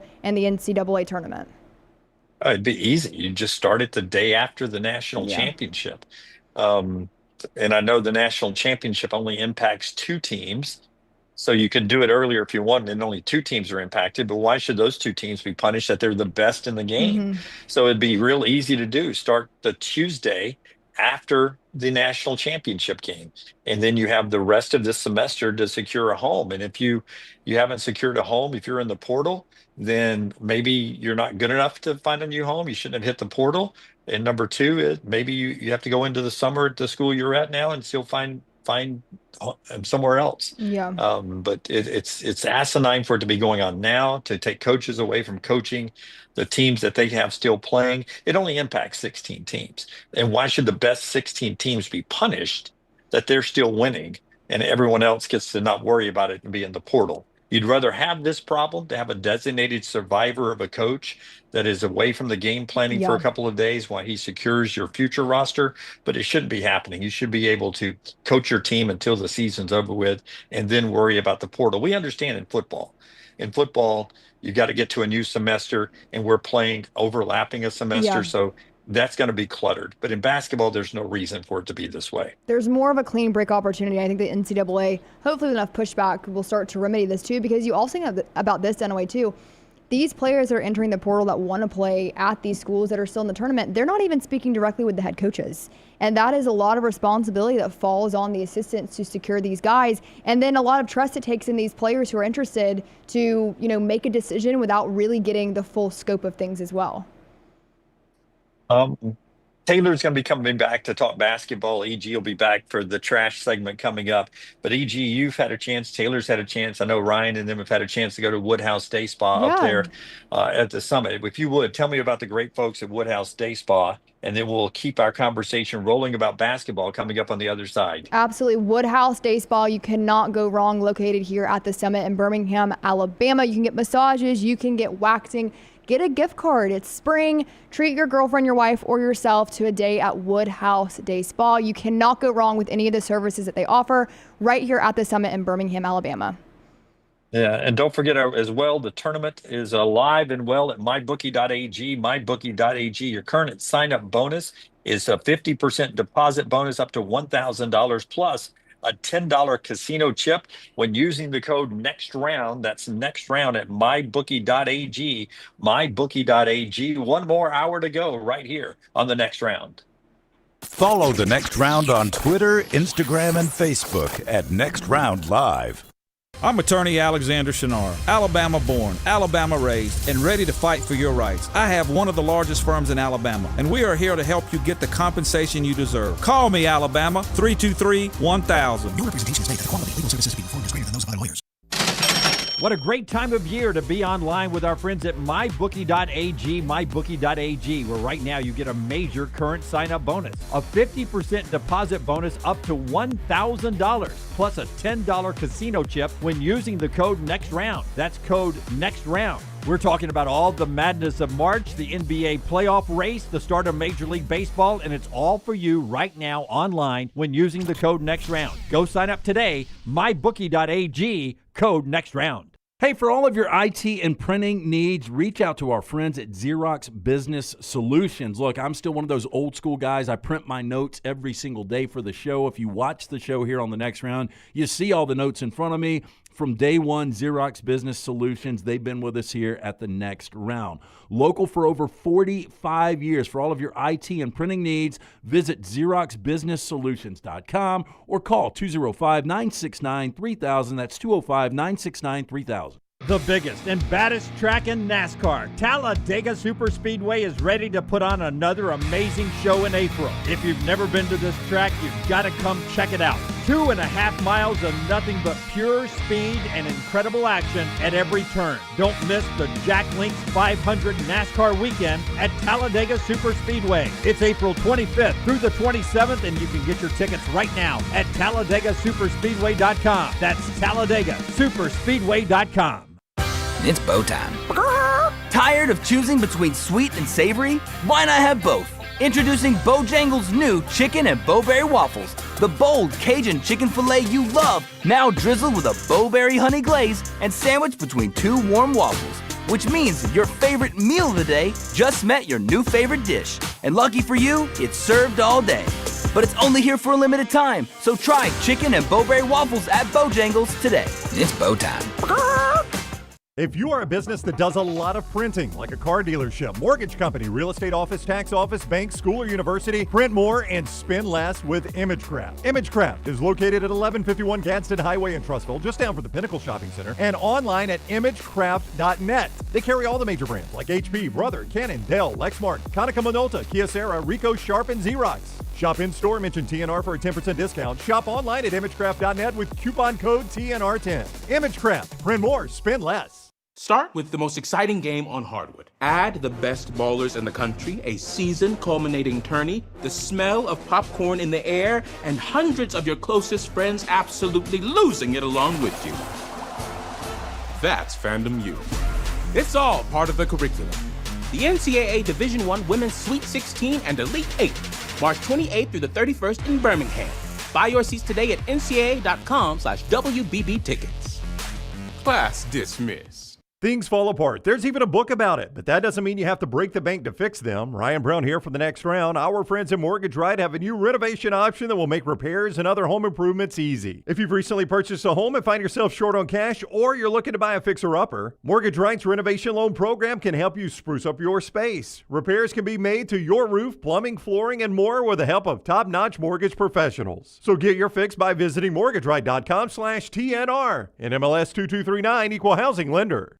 I'm attorney Alexander Shinar, Alabama born, Alabama raised, and ready to fight for your rights. I have one of the largest firms in Alabama, and we are here to help you get the compensation you deserve. Call me, Alabama, 323-1000. No representation is made that the quality of legal services being performed is greater than those of other lawyers. Jim Dunaway, Lance Taylor, Ryan Brown.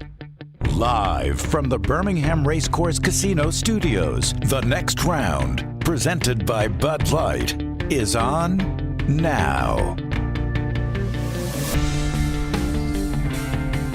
Final hour of our live show here from Newark, New Jersey, and Birmingham, Alabama. Jim Dunaway, Taylor Cornell, Emily Grace McWhorter, Scott and Tyler and Tim and the whole gang here, except for Ryan and LT, who are off on vacation. They'll be back with us on Monday as we are getting ready for the Sweet 16, which starts tomorrow with 4 games and then 4 more games on Friday. Alabama's part of the Thursday lineup. Auburn is part of the Friday lineup. We're about to talk basketball this half hour with part of the basketball show, Taylor Corn, who is just back from Lexington and is about to head over to Atlanta with the Auburn Tigers coming up. This hour brought to you by our friends at Champy's world famous fried chicken, champyschicken.com, Highway 119 in Alabaster. Go by and see Sterling and the crew for all your wonderful food to watch March Madness this weekend. Easy to pick up. All you have to do is go online to champyschicken.com, champyschicken.com, pick your order, place your order, never get out of the car. Easy pickup, drive-through window there. Take it home and enjoy the games that Brian Dovernight cooked order chicken. Nothing like it anywhere. It is Champy's world famous fried chicken, Highway 119 in Alabaster. All right, little T. I'm not going to let you off. I'm not going to ask you both questions because I know the Auburn at Florida, Alabama question, most likely to lose, is tough. But I'm interested in the other 4-down question that I asked as you jump back into the conversation here.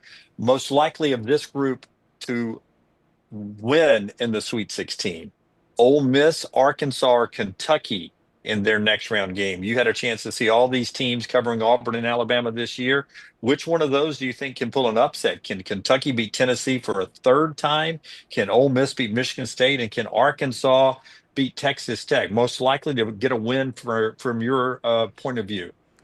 I'm wondering if we put too much stock in the how hard is it to beat a team for a 3rd time thing, because this is a conversation that we had during the SEC tournament when Auburn was playing Ole Miss for the 3rd time.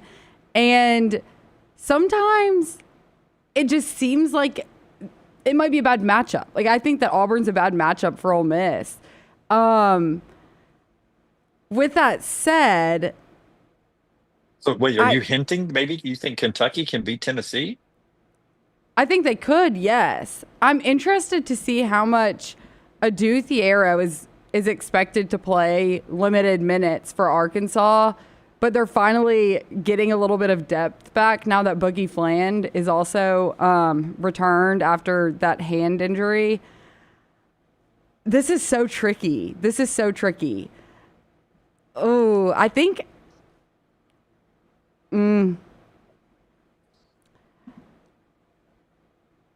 I think I'm going to go Ole Miss. I think I'm riding with Forrester here. Ole Miss over Michigan State.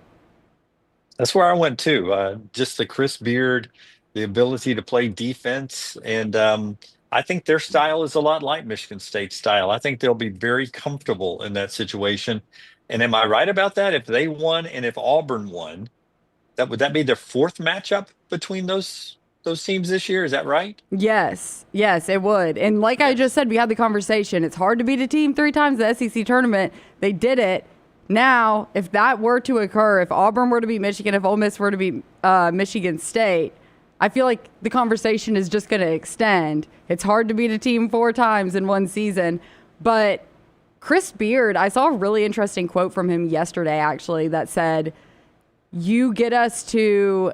I can't remember if it was to the round of 32 or the Sweet 16, but it was him talking to his players saying, you get us there and I've got us the rest of the way.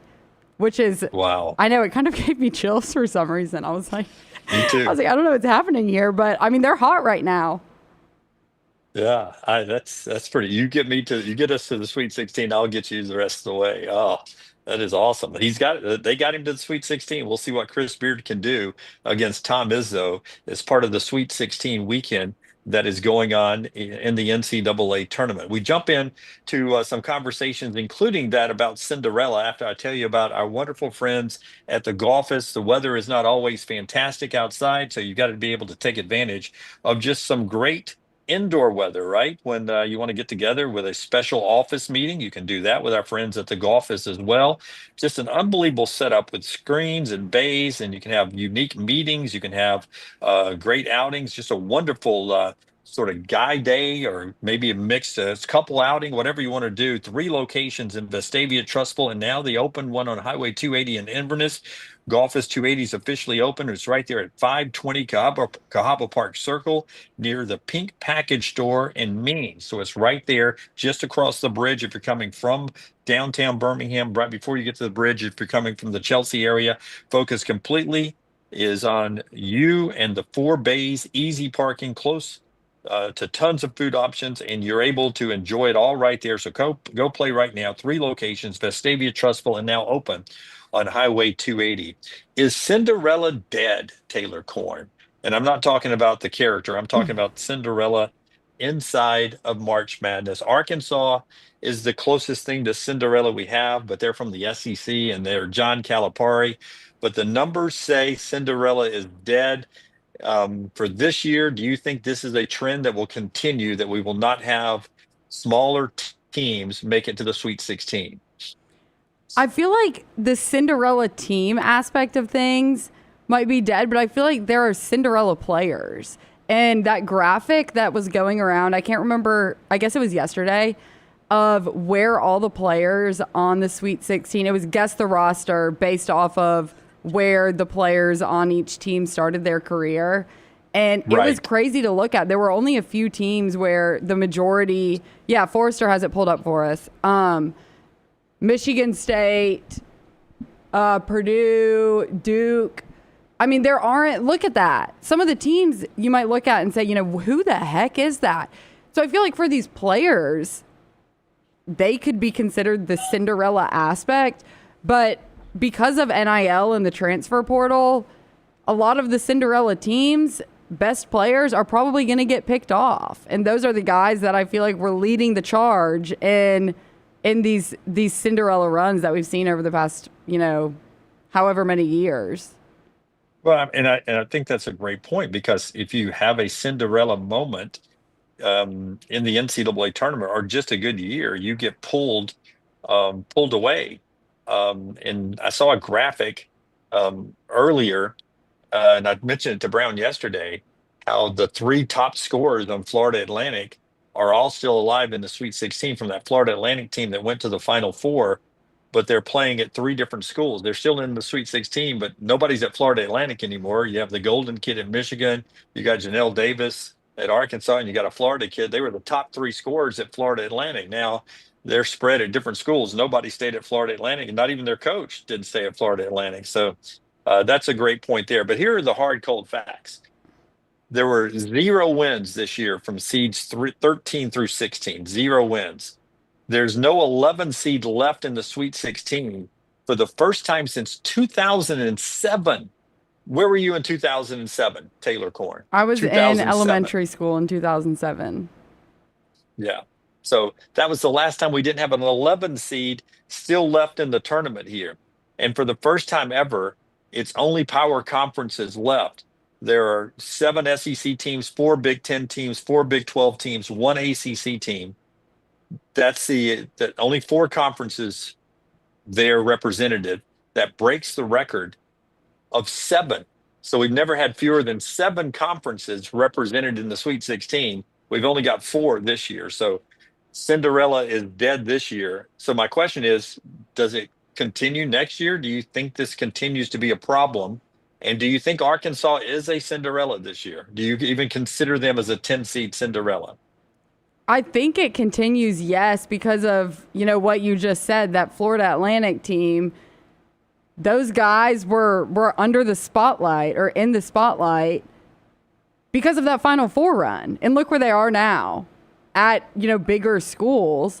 And I think that will continue because a lot of these really talented guys that might play for a program that's not as big are going to get picked off. They're going to have opportunities to make a lot more money and play for teams that have a bigger NIL pot. And you don't see many people turning down those opportunities.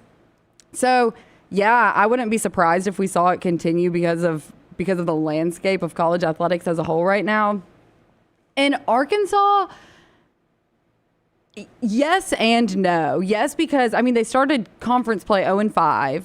They look to be really struggling. And when any team goes through a losing streak like that, you start to wonder if the team's going to stay together. Are they going to start getting distracted, disinterested, frustrated? And that didn't happen. This team has stayed motivated, and they're obviously, I think, exceeding the expectations that their fan base probably had for them. But at the same time, they're a 10 seed, but they played in what some are calling the most competitive, the most elite conference in college basketball history. So in terms of the expectations from the fan base, I'm not sure how many Arkansas fans expected them to make it to the second weekend of the tournament. But at the same time, they're in the bottom half of their conference, but the conference was loaded. Yep, absolutely loaded. By the way, with no Cinderellas, it hasn't been that big a deal. This first weekend of the men's tournament this year, the most watched since 1993. So great numbers for TBS, TNT, truTV, and CBS. The most watched opening weekend since 1993. Good for sponsors and good for the NCAA tournament. That's strong right there to go back to 1993 with the viewership numbers from this opening weekend. And go ahead. Well, something else that I've seen a lot of people discussing in terms of the whole Cinderella thing is look at the Sweet 16 matchups that we have. I think these games are going to be so fun to watch. I don't expect there to be blowouts. And while it's fun to have that Cinderella team, when it gets to this point in the season, I love the competitive matchups. Yeah, no, you're right. Cinderella sort of can get in the way here. You're always fearful that if a Cinderella is still alive, it can provide you with a blowout. And without another game to watch, it becomes pretty boring. But to your point, Florida and Maryland, that's a 1-4. Texas Tech and Arkansas is the 3-10. That's the Cinderella, air quotes.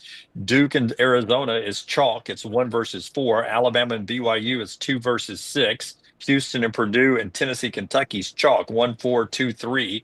Auburn's a 1, Michigan's a 5, Michigan State's a 2, Ole Miss is a 6. So it's almost very chalky. And not to say that's why Brown's winning our bracket challenge, but it's pretty chalky out there so far in this bracket. We're here in Newark. Alabama will be practicing in just about an hour down below here in the bowl, getting ready for that showdown with BYU. Taylor will be leaving and heading to Atlanta to cover the Auburn Tigers, who leave campus today to go to their region site at State Farm Arena in Atlanta, where tickets are very high. Prices are high, and the Auburn family is there ascending to take over. And I assume if you don't have tickets, you're battling Michigan State fans who've traveled really well. I saw them in Cleveland who would be there trying to buy up some tickets. One other note before, I know you got several things you want us to get to here, but Xavier yesterday hired Richard Pitino. He's the son of the Hall of Fame coach Rick Pitino, who's coaching at St. John's.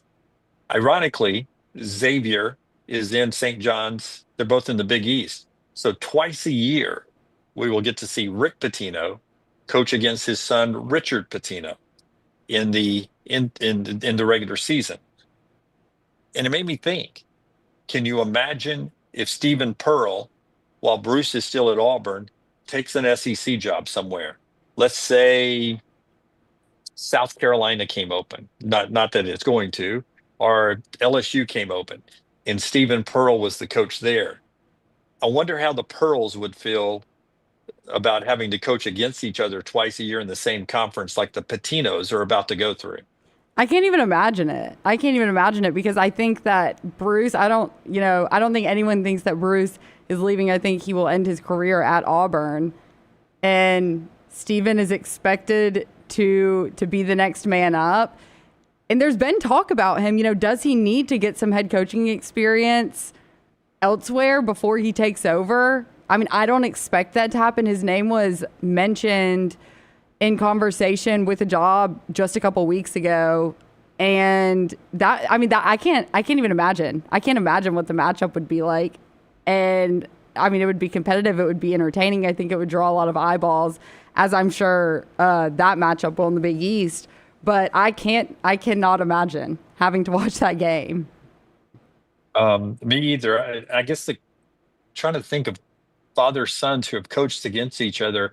I do know that the closest that popped in my mind were the Harbaugh brothers coaching against each other, and that in itself seemed weird that was happening. So it is what it is. We'll see what happens with the Patinos next year, but good for Richard, who was at Minnesota, then New Mexico. They made it to the tournament and won a game, and now he's off to Xavier to be the head coach there. All right, little T is going to tell us about a couple more basketball things for the Sweet 16 that she wants to bring to our attention here as we get ready to enjoy the games that are brought to you in part today by our friends at Hemphill Services, Heating and Cooling. They'll take care of you, but don't forget Hemphill handles plumbing problems as well. Birmingham's trusted the great folks at Hemphill since the 1950s. If it's not running right, draining right, or flowing right, Hemphill will take care of you, especially now. It's a great time to get checked up with the air conditioning. Make sure it's working before the 90-degree temperatures get here. You'll want to have that for a great night's sleep. Check out our friends at Hemphill. They're there to take care of you and us. And just go check them out at Hemphill. You can Google them or check out the number on your screen there. All right, Taylor, what's next in the basketball world? Okay, I came across some betting trends for those of you who will be spending some time over at my bookie this weekend, as Dunaway and I love to do. Yes. So take note before the games tip off tomorrow. Favorites of 8 points or more are 18-0 straight up in the NCAA tournament so far. The fourth time in the history of the tournament that 18 or more 8+ point favorites have won outright before the Sweet 16 with no losses. So the teams that currently fall in this category, which the lines move, and this is the last time that I looked, and these are all lines from my bookie. Duke is a 9-point favorite over Arizona. Auburn is a 9-point favorite over Michigan, and Houston is a 9-point favorite over Purdue. So okay. Can I call timeout here? Yes, real quick? you can. And these are all from Action Sports, is the one who gathered all of these statistics. There's an article that they posted yesterday if anyone's interested in reading it. Carry on. Okay, so Brown ran through the MyBookie stats in his MyBookie.ag read yesterday. Yep. And he threw those three numbers out first, and I said, go ahead and move those three out to the Elite Eight. Of which some people seem to think I was trying to landmine Auburn. Just I'm call not. me That out. It was just a fact when I saw the betting line that what I had read in the story you're talking about is that those teams are unbeaten right now. That's a number. I put the number sort of at 5.5. That if it's a 5.5 or lower, your team could be in trouble. If it's higher than 5.5, the further you get away from 5.5, it seems to be an easier day for you. It's not automatic, obviously. I'm not trying to landmine anybody, but that's a good sign right now. If you're those three teams, that's the point spread right now, in my opinion. I'm not trying to do anything. That's just three positive facts about those three teams right there in their matchups. Continue on. Yes, and I was the one that got frustrated with Dunaway. In case anyone was wondering, it was me. Yeah, but I was not saying it's going to happen. I'm just saying the trend right now is that's a positive sign that this isn't 6.5 or 5.5 for any of the teams. And I think Alabama's around 5.5 now, but it's up from 4.5 to 5.5. So it's going to be a tough game for Alabama. Absolutely. And not saying it won't be a tough game for Auburn. It can be, because Michigan has some great weapons. And some guys that can cause problems for Auburn. It's not guaranteed at all, but right now a very good trend for those three teams. Okay, this is about Florida, who I think a lot of people, I don't know if there are percentages out there as to how many people picked Florida to win it all initially. Yeah, and I did. I think I have two different brackets, and I have Florida winning it all in one of them. And Florida entered the regular season at 60-1 odds to win the national championship and was awarded a 1 seed. Follow me here. This gets a little tricky. Since 2009, we've had 12 teams listed at 30-1 or higher odds in the preseason that end up with a 1 seed. Florida, obviously, being one of those this season. 2 of those 12 respective teams, Gonzaga in 2017 and Minnesota in 1997, made it to the Final Four. 0 of them have won the national championship. Not to say it can't happen this year, but that blew my mind because of how high everyone, rightfully so, is on Florida right now. Wow. So it would be the first time ever if Florida is to win it all. Right. Of that grouping. Yeah. Oh, wow. Yeah. That is crazy. I know, because I mean, I feel good about Florida still, even though they had a close call the other night. But I mean, I think they're a team that when it comes down to it, they have Walter Clayton Jr. and, the opponent doesn't. Okay, let's see. Yeah, that's amazing. And I'm like you. I think Florida has all the pieces, but to be that far away at one point, now to be basically a favorite in a lot of people's eyes, and to see that it's never happened, and of the 12, only 2 made it to the Final Four. That's an amazing stat. Right, because I think that people's minds would be blown if Florida wasn't in the Final Four. Yes, if they were to lose to Maryland and then to Texas Tech and Arkansas, of the path to the Final Four, they seem to have the easiest one. I agree. Okay, this is an Arizona stat. Under Tommy Lloyd, Arizona is 6-0 straight up after playing Oregon. They played Oregon in their last game, and they will play Duke on Thursday, who is also, I don't know if, I think it has flip-flopped back and forth between Duke and Florida being favored to win the tournament. But that's interesting. 6-0 and are winning by an average of 22.7 points per game after they play Oregon, which is the most random statistic. And I don't think that many people are going to be picking against Duke, if I had to guess, because I think they're another team that everyone expects to be in the Final Four. But the people that come up with you and I were texting though that Caleb Love was having such a game the other night in that Arizona-Oregon game. He's the kind of guy that could pull an upset, that could lead a team to victory. I think so. And when I've heard people talking about this Arizona team, it's what Caleb Love are you going to get? He can be super hot, but I think he also has, he has the potential to struggle. I don't want to say he's extremely inconsistent, but I think he's a player that, I've heard a number of national basketball people talking about, that's the concern, is he can do what he did the other night, and he can take over a game, but you can't rely on that night in and night out. Yeah, he is inconsistent, and it seems like it was Clemson in Los Angeles when I was there last year for the Sweet 16 that beat Arizona, eliminated Arizona, and Clemson did a good job of taking him out late in the contest and forcing others to make plays. And that's how they got bounced last year by Clemson. So he is not perfect. I do not like Arizona's chances against Duke. And I would say on that stat, 6-0 after beating Oregon, that probably all came against Pac-12 opponents and not in the NCAA tournament.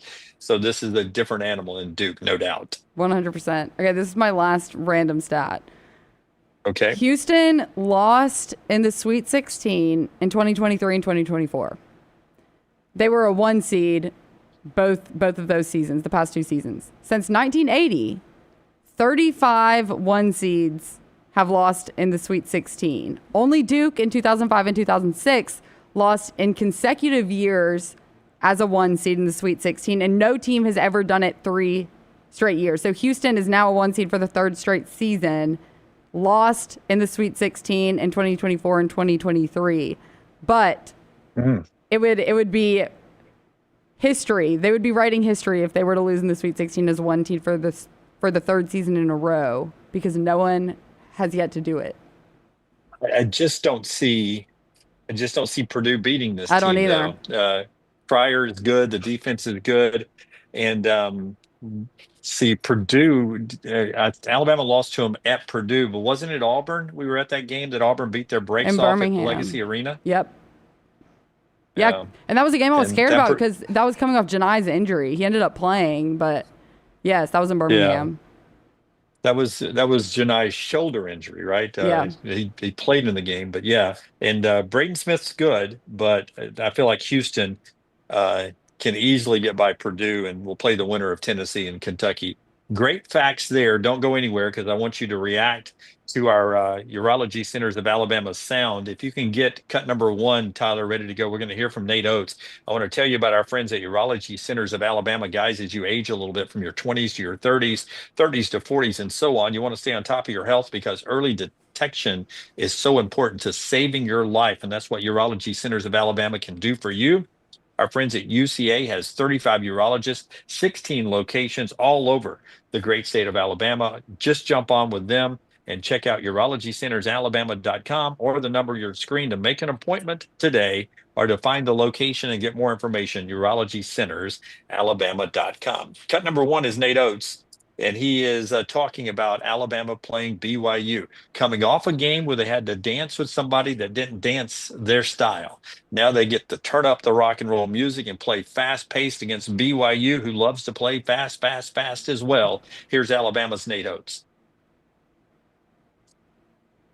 I don't know that I want to say it's refreshing to go against somebody that plays like us because I think we're really tough to guard. And we've led the country in scoring the last 2 years. I don't think anybody's saying it's refreshing to play Alabama, whoever's running the defense for the other team. So, I mean, in a way, maybe it's not such a smash mouth game, like not playing football out there like some of these teams, but they're not easy to cover. Like, I mean, he's running great sets. They've got shooters all over the place. They're good. So we're going to have to really lock in, and coaches are going to have to really do a good job getting our guys ready, and then our guys are going to have to execute whatever the plan is that we decide to put in, and we're going to have to make adjustments to it because I'm sure he'll make adjustments. So, yeah, I'm looking forward to playing in the Sweet 16. It's great. It's the first time in school history we've been to 3 straight Sweet 16s, but I would not use the word refreshing to play against an offense like BYU's has. It's probably not the correct word.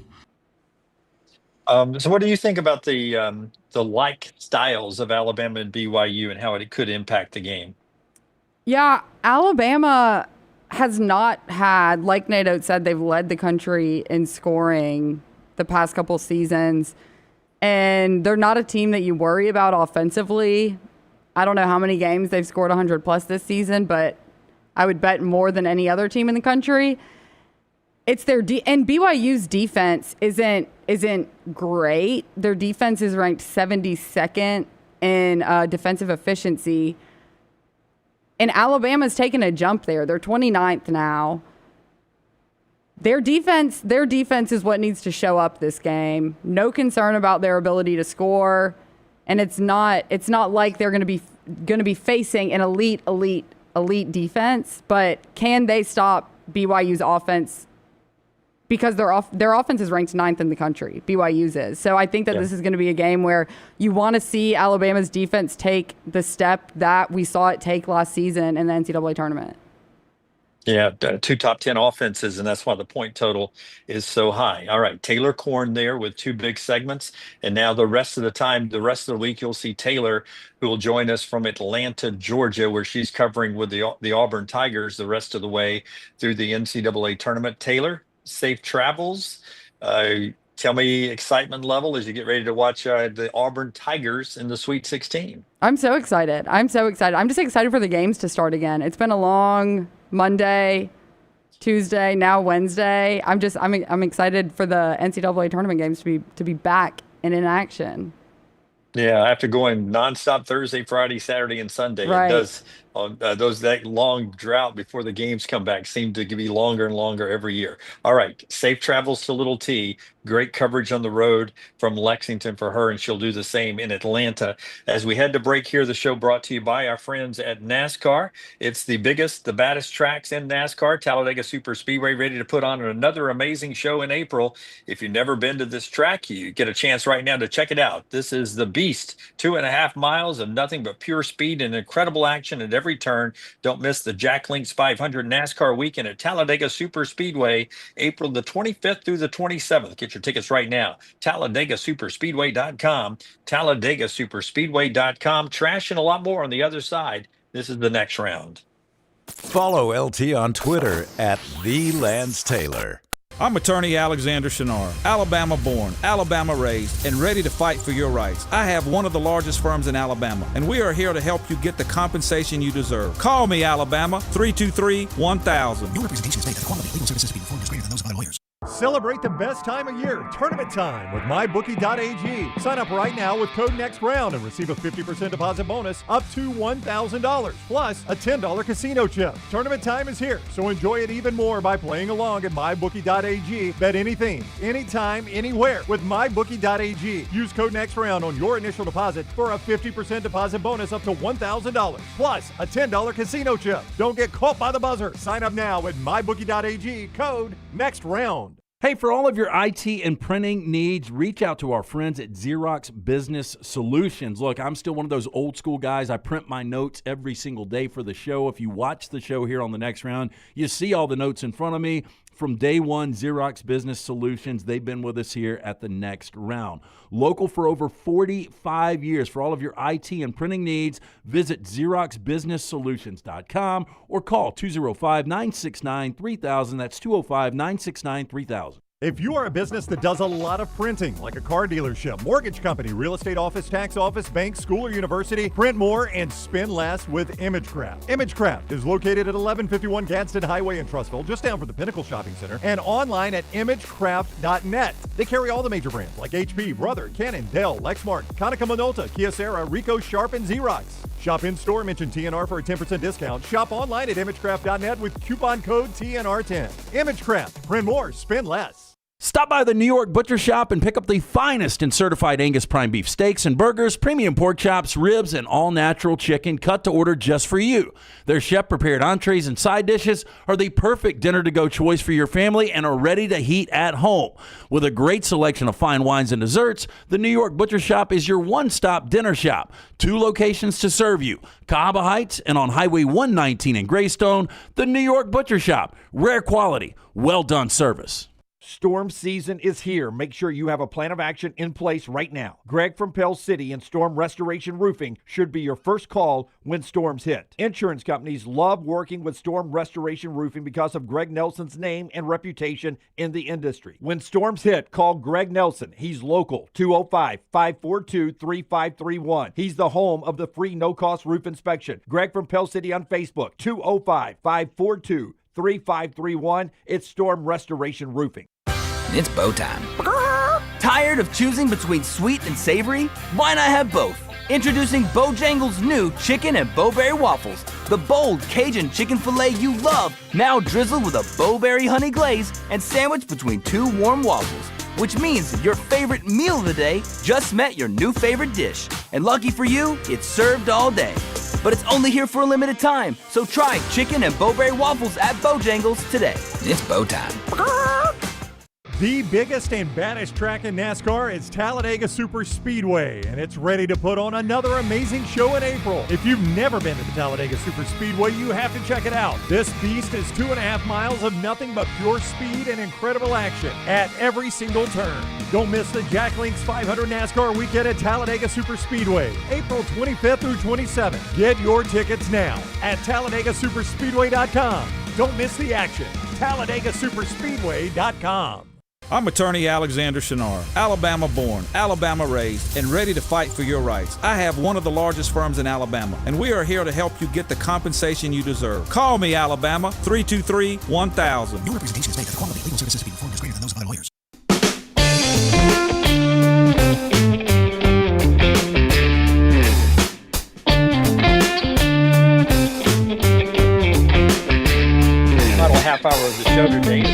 broadcast from split locations back in Birmingham. Emily Grace McWhorter, Taylor Korn, Forrester, and Tyler and Tim Melton. I'm in Newark, New Jersey here at Prudential Center as we get ready. It's home of the New Jersey Devils NHL team. It's where Seton Hall plays their home basketball games, and it's where the Sweet 16 will happen. Practice day going on here. It's why we're here.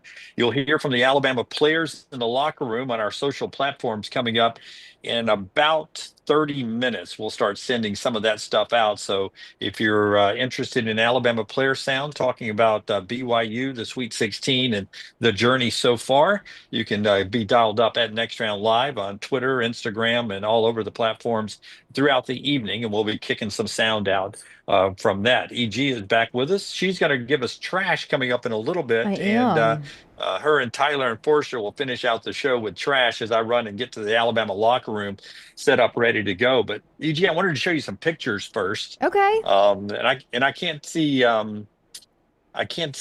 the screen, so I don't know which ones will be up. But this is last night, my dinner. We talked about it so much on the show yesterday. And as you look at the dish I had, you should know it was recommended by the waiter as one of the specials last night. And it was lobster ravioli, lobster and cheese ravioli. And it was a delicious meal. That looks lovely. I love the white tablecloth, the nice glassware. You guys had a night of yours, Dunaway.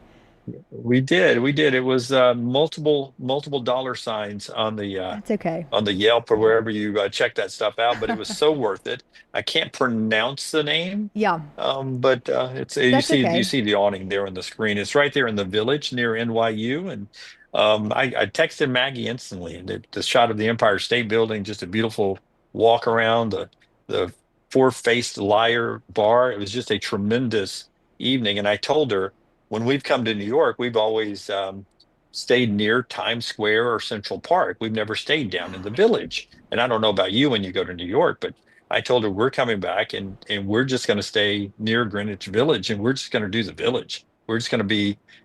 We're not going to do Times Square. We may go see a play or something, but we're not going to do the usual stuff we do in New York. I think we're just going to do the Village next time. That changed my whole feeling about New York. What was that dessert that you showed us a picture of with the blackberries on top? That was the Neapolitan, I think they called it. Interesting. It was a big stack of cookies and ice cream, and we got that, and we got a big dessert platter as well that had a lava cakes, and the tiramisu, and they had the ricotta cheesecake, which is not as sweet as the cheesecake we get at the Cheesecake Factory. This was a more high-end, to your palate cheesecake, but it was all so perfect. So have you been to Greenwich before when you come to New York? I have not been to Greenwich. Or are you like me? You're always other places. I'm always other places. I've actually only been to New York one time. I wanted to get up there this past Christmas. I went on a business trip with my dad, actually, when I was in 5th grade, and we did it all. And I feel like that was like the pinnacle, of a New York trip. We did Lion King on Broadway. We did Empire State Building, Statue of Liberty, got to go on a few business calls with him. And I'm dying to go back as an adult, but I'm also dying to go to Vegas. And so I don't know which one will come first. But we did play a cash game last night, Dunaway, some poker. Oh, did you? We Y'all got did. together and played a little cash game. A little cash game, yep. I did not play very well at all, but, it scratched the itch since we did not have poker this week. You need to borrow a little cash? Yeah, just a little bit. Just a little bit. Just a little bit. Okay, trash in a second, but a couple more sports notes here. Let me remind you that the show is being brought to you by our friends at Champy's. Champy's, the world famous fried chicken, right there at champyschicken.com. champyschicken.com, Highway 119 in Alabaster. Brined overnight, cooked to order. It always comes out piping hot. The wonderful sides and the Mississippi Delta recipe tamales. You can't beat our friend Sterling and his location on Highway 119 in Alabaster. It's our friends at Champy's. Trash in a second, but a couple other notes of things that went on in the sports world. Let's go, EG, and talk about what has happened for the New York Giants. Just across the bridge here, they now have Russell Wilson as their quarterback, and they signed him. The Giants did 1 year, $21 million. Does that really make the Giants better, getting Russell Wilson, I wonder? Well, I feel like it's an interesting play when you look at the draft, specifically Shedeur Sanders and what they're deciding on that pick. He's projected to go potentially 3rd round, and so adding Russell Wilson along with Jameis Winston in that quarterback room, it's an interesting move. I'm curious what you think about that. I mean, I don't know. I think that it says more about Shedeur Sanders and what they're envisioning for that room than it really does about Russell Wilson. Yeah, and it's funny, Aaron Rodgers was sort of in the mix there, but everyone sort of thinks he's going to end up now with the Pittsburgh Steelers. And then Major League Baseball starts tomorrow. Yes. And listen, I want to save that for the Pennant Grace shows. Of course. But also we're going to talk about it tomorrow on the show. But we've got a little fantasy baseball league going that we're a part of, and I'm excited about that. Finally, we've had 2 games already, but that was weeks ago. It seems like the real season starts tomorrow, and I've actually been seeing some positive things about the Braves, like in power rankings. Yeah, they're number I see 3. I see Dodgers, and I see Phillies and Braves. Yeah. So the Braves are even higher than any American League team. It just seems like the National League is stacked with great teams. Yeah, I think that one thing about the Braves that is allowing for those higher rankings is the balance that they have. I think obviously, and we'll talk about this on the Pennant Grace and of course on tomorrow's show, but basically if the Braves can stay healthy, when you look at the lineup from top to bottom along with the outfield, it's really, really strong, and they didn't spend too much money to get there. So there's a lot of discussion about, especially the Dodgers, that they might be one of those teams that might underperform, and you have a team like the Yankees that might, outperform what people are thinking, and the Braves are right in the mix of all of it. Yeah, so the Pennant Grace comes your way Tuesday and Thursdays, live at 12:15 on this same platform. When we're done, they're live at 12:15 Tuesdays and Thursdays. And then set your alerts, because special occasions, they will go live post-game instant reaction on big series and big events that happen, whether it's trades or injuries or things like that. That's throughout the baseball season with the Pennant Grace, Josh and EG together all the time. So Absolutely. Look forward to that. Okay, you ready for trash? I am. So you're going to cruise I'm gonna tell out. everybody about Mortgage right after we hit the open, Tyler. So do it.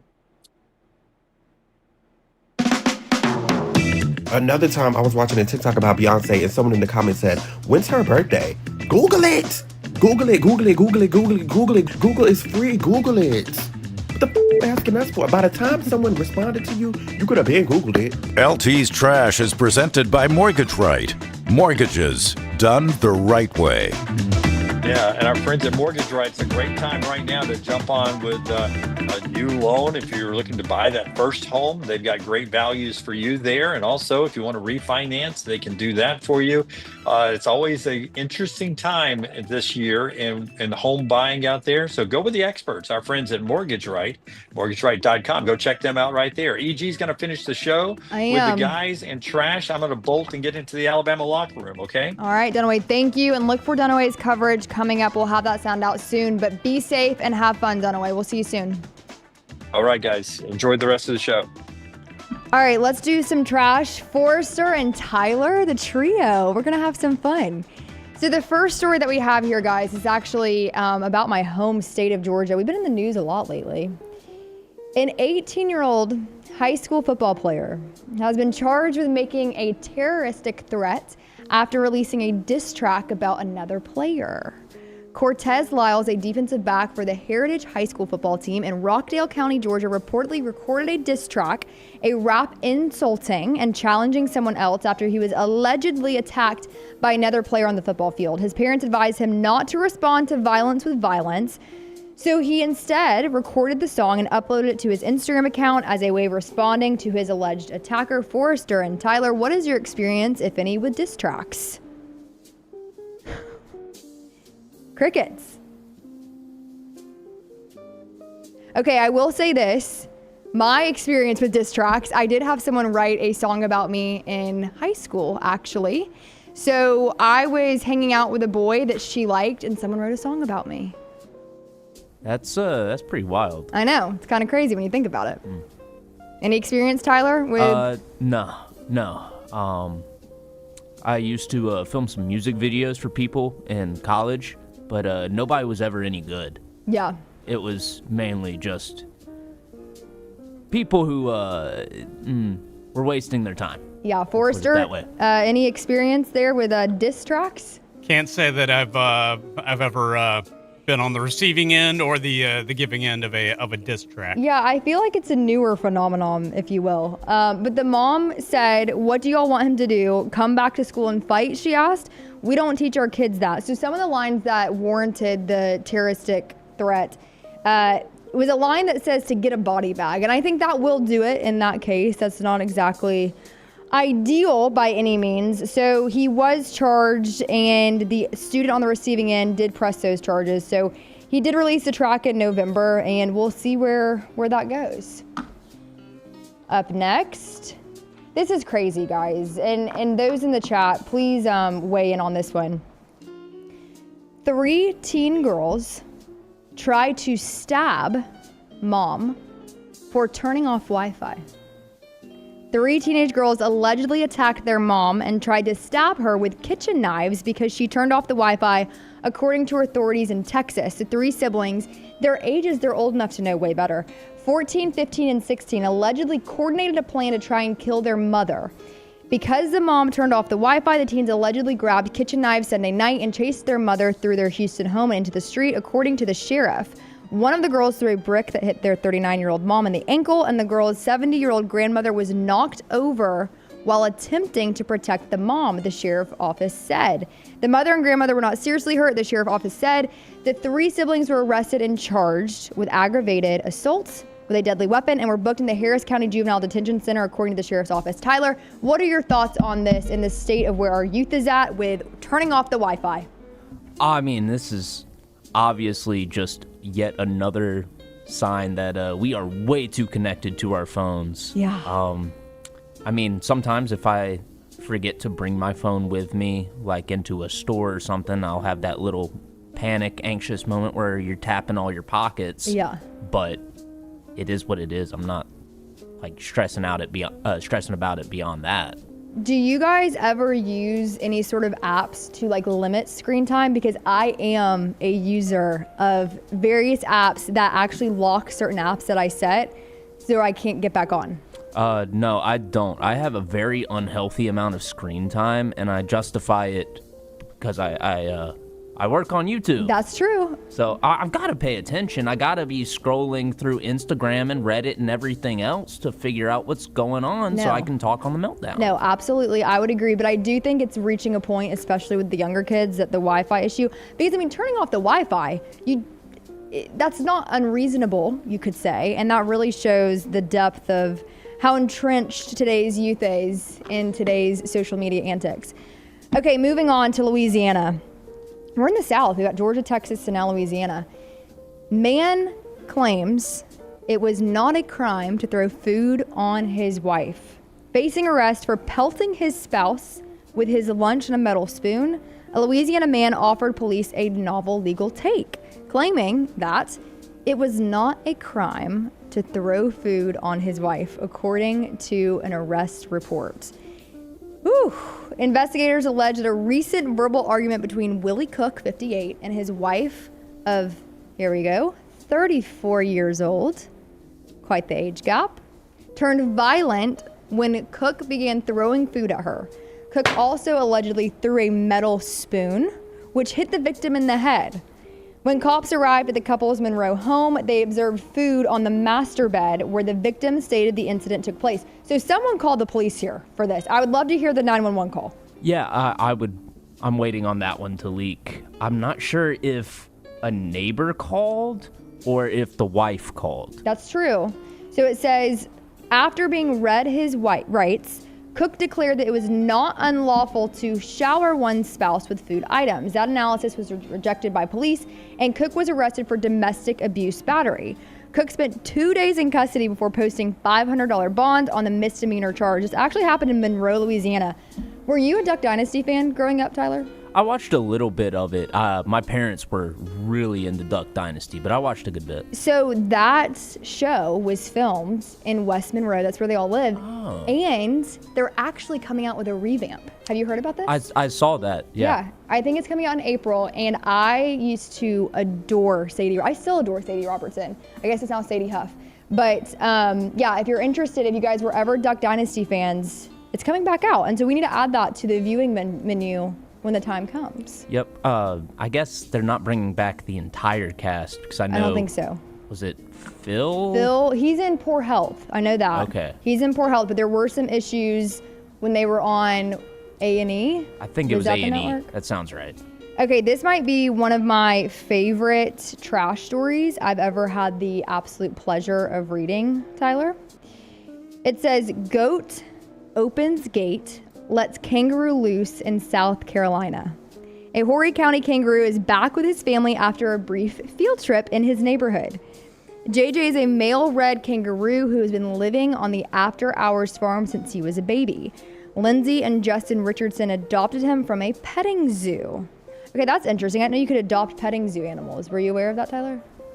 I guess that once they get past a certain age, people stop coming into the petting zoos, or they get to the point where you can't have them in a petting zoo.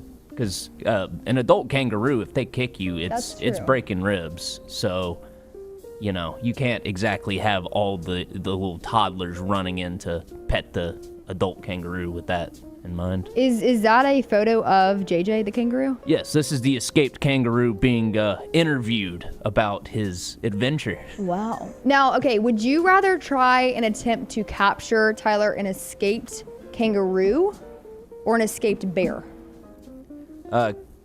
Kangaroo. I don't think I'd catch either. Okay. But kangaroo, I've got less chance of dying. That's true, but I know they're known to be aggressive.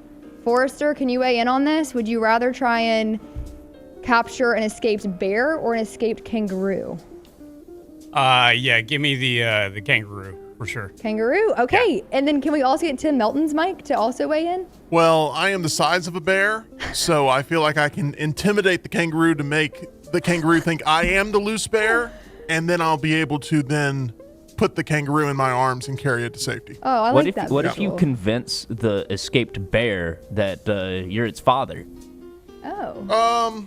Yeah, that may be a little bit tougher. That may be a little bit more difficult. I believe in you. Yeah. I mean, how often are you guys frequenting zoos these days? I've never liked the zoo. I've always felt that no matter what time of year I go, it's very warm, and I'm very thirsty, and all the drinks are overpriced, and I don't like going and smelling all of the animal matter that's there. So, never been a big fan. I would like to go back to the Birmingham Zoo, but I've heard they don't have the sea lions or the otter exhibit anymore, and that was my favorite. Huh. All right, well, moving on, continuing with JJ's story. JJ made headlines over the weekend after the county police department posted photos of him along Baker's Chapel Road being picked up by Lindsay. One would think JJ simply hopped over the fence of his enclosure. According to the Richardsons, however, it turns out he had some help with the escape. In a turn of events, Blue is the culprit. Lindsay said of a goat the couple rescued from the Horry County Animal Shelter. So this couple has rescued petting zoo animals along with goats from the animal shelter. Blue ended up knocking open the gate and JJ just escaped, hopping onto the highway. All of the other animals, including a dog, puppy, baby goat, and a pig, were able to get out. JJ was the only one to take the adjacent road. This was the first time that he has gotten off of the premises, said Justin. JJ was not hurt, thank goodness, as police helped make sure he got home safely. What a day on the job to get a call that a kangaroo is loose on a random road. So the Richardsons decided to turn part of their property into an animal farm, calling it After Hours because Justin and Lindsay have full-time jobs. After countless media inquiries and comments on social media, JJ is safe and sound in his living quarters, soaking in his 15 minutes of fame. Plans are in the works to get all the animals into remodeled and new homes a little further from the road to enhance safety. So I don't know about you guys, but that is such a cute story, and that picture of the kangaroo JJ with the mic is so iconic. Iconic is one word for it, EG, for sure. I wouldn't mind getting that framed and putting it in the Culver studio back here during the meltdown. If it makes you happy, it makes us happy. I think we should, and I love the golden retriever too in the background, just kind of looking on, you know? It's good vibes. Yeah. Until that thing kicks some poor kid, according to Tyler. I'm worried about that now. I'm worried about the kids getting kicked by the kangaroos. I never thought I'd have this fear before. No, I know. Well, kangaroos are also the only animal other than humans that like to box for fun. Oh, interesting. They're also heavy drinkers from what I hear. Kangaroo Jack, right? Yep. We got that in a Meltdown unboxing. If you guys haven't checked those out, make sure you do. We unbox movie, shipments, and we have a lot of fun doing it. But a few notes before we head out of here. The Pennant Grace does return tomorrow, 12:15 Central, for the opening day of the Major League Baseball. The Atlanta Braves are very excited about that. We also have a slew of content that will be on demand as Taylor heads to Atlanta for Auburn's coverage there. And then Dunaway is, of course, in Newark. So be on the lookout for all of that. We'll be back. Thank you for, coming along as we are a little thin for these next couple of days. We have Lance in Hawaii. Brown is at the nation's capital right now. He does have a White House tour set up. Did you guys hear about this at all? The White House tour that he's participating in? I haven't heard. He was bragging about it on the way out yesterday. He was pretty excited about it. Yes, he might be rumored to be visiting the West Wing in the next couple of days. I know. I heard him teasing maybe a little Air Force One up close and personal. Really? Yeah. This is going to be crazy. So make sure to Play follow Travis along. hook that up. Oh, yeah, probably. We'll see. I'm curious to hear Brown's side of things. But again, very happy to be with you guys for the rest of the week. Make sure you're following us on all social media platforms at The Next Round to make sure that we are, keeping you guys up to date at Next Round Live for all of that coverage. Taylor heads to Atlanta. Dunaway is in Newark eating yummy food, hanging out, covering all things Alabama. And we will see you guys here tomorrow at 9 a.m. Central.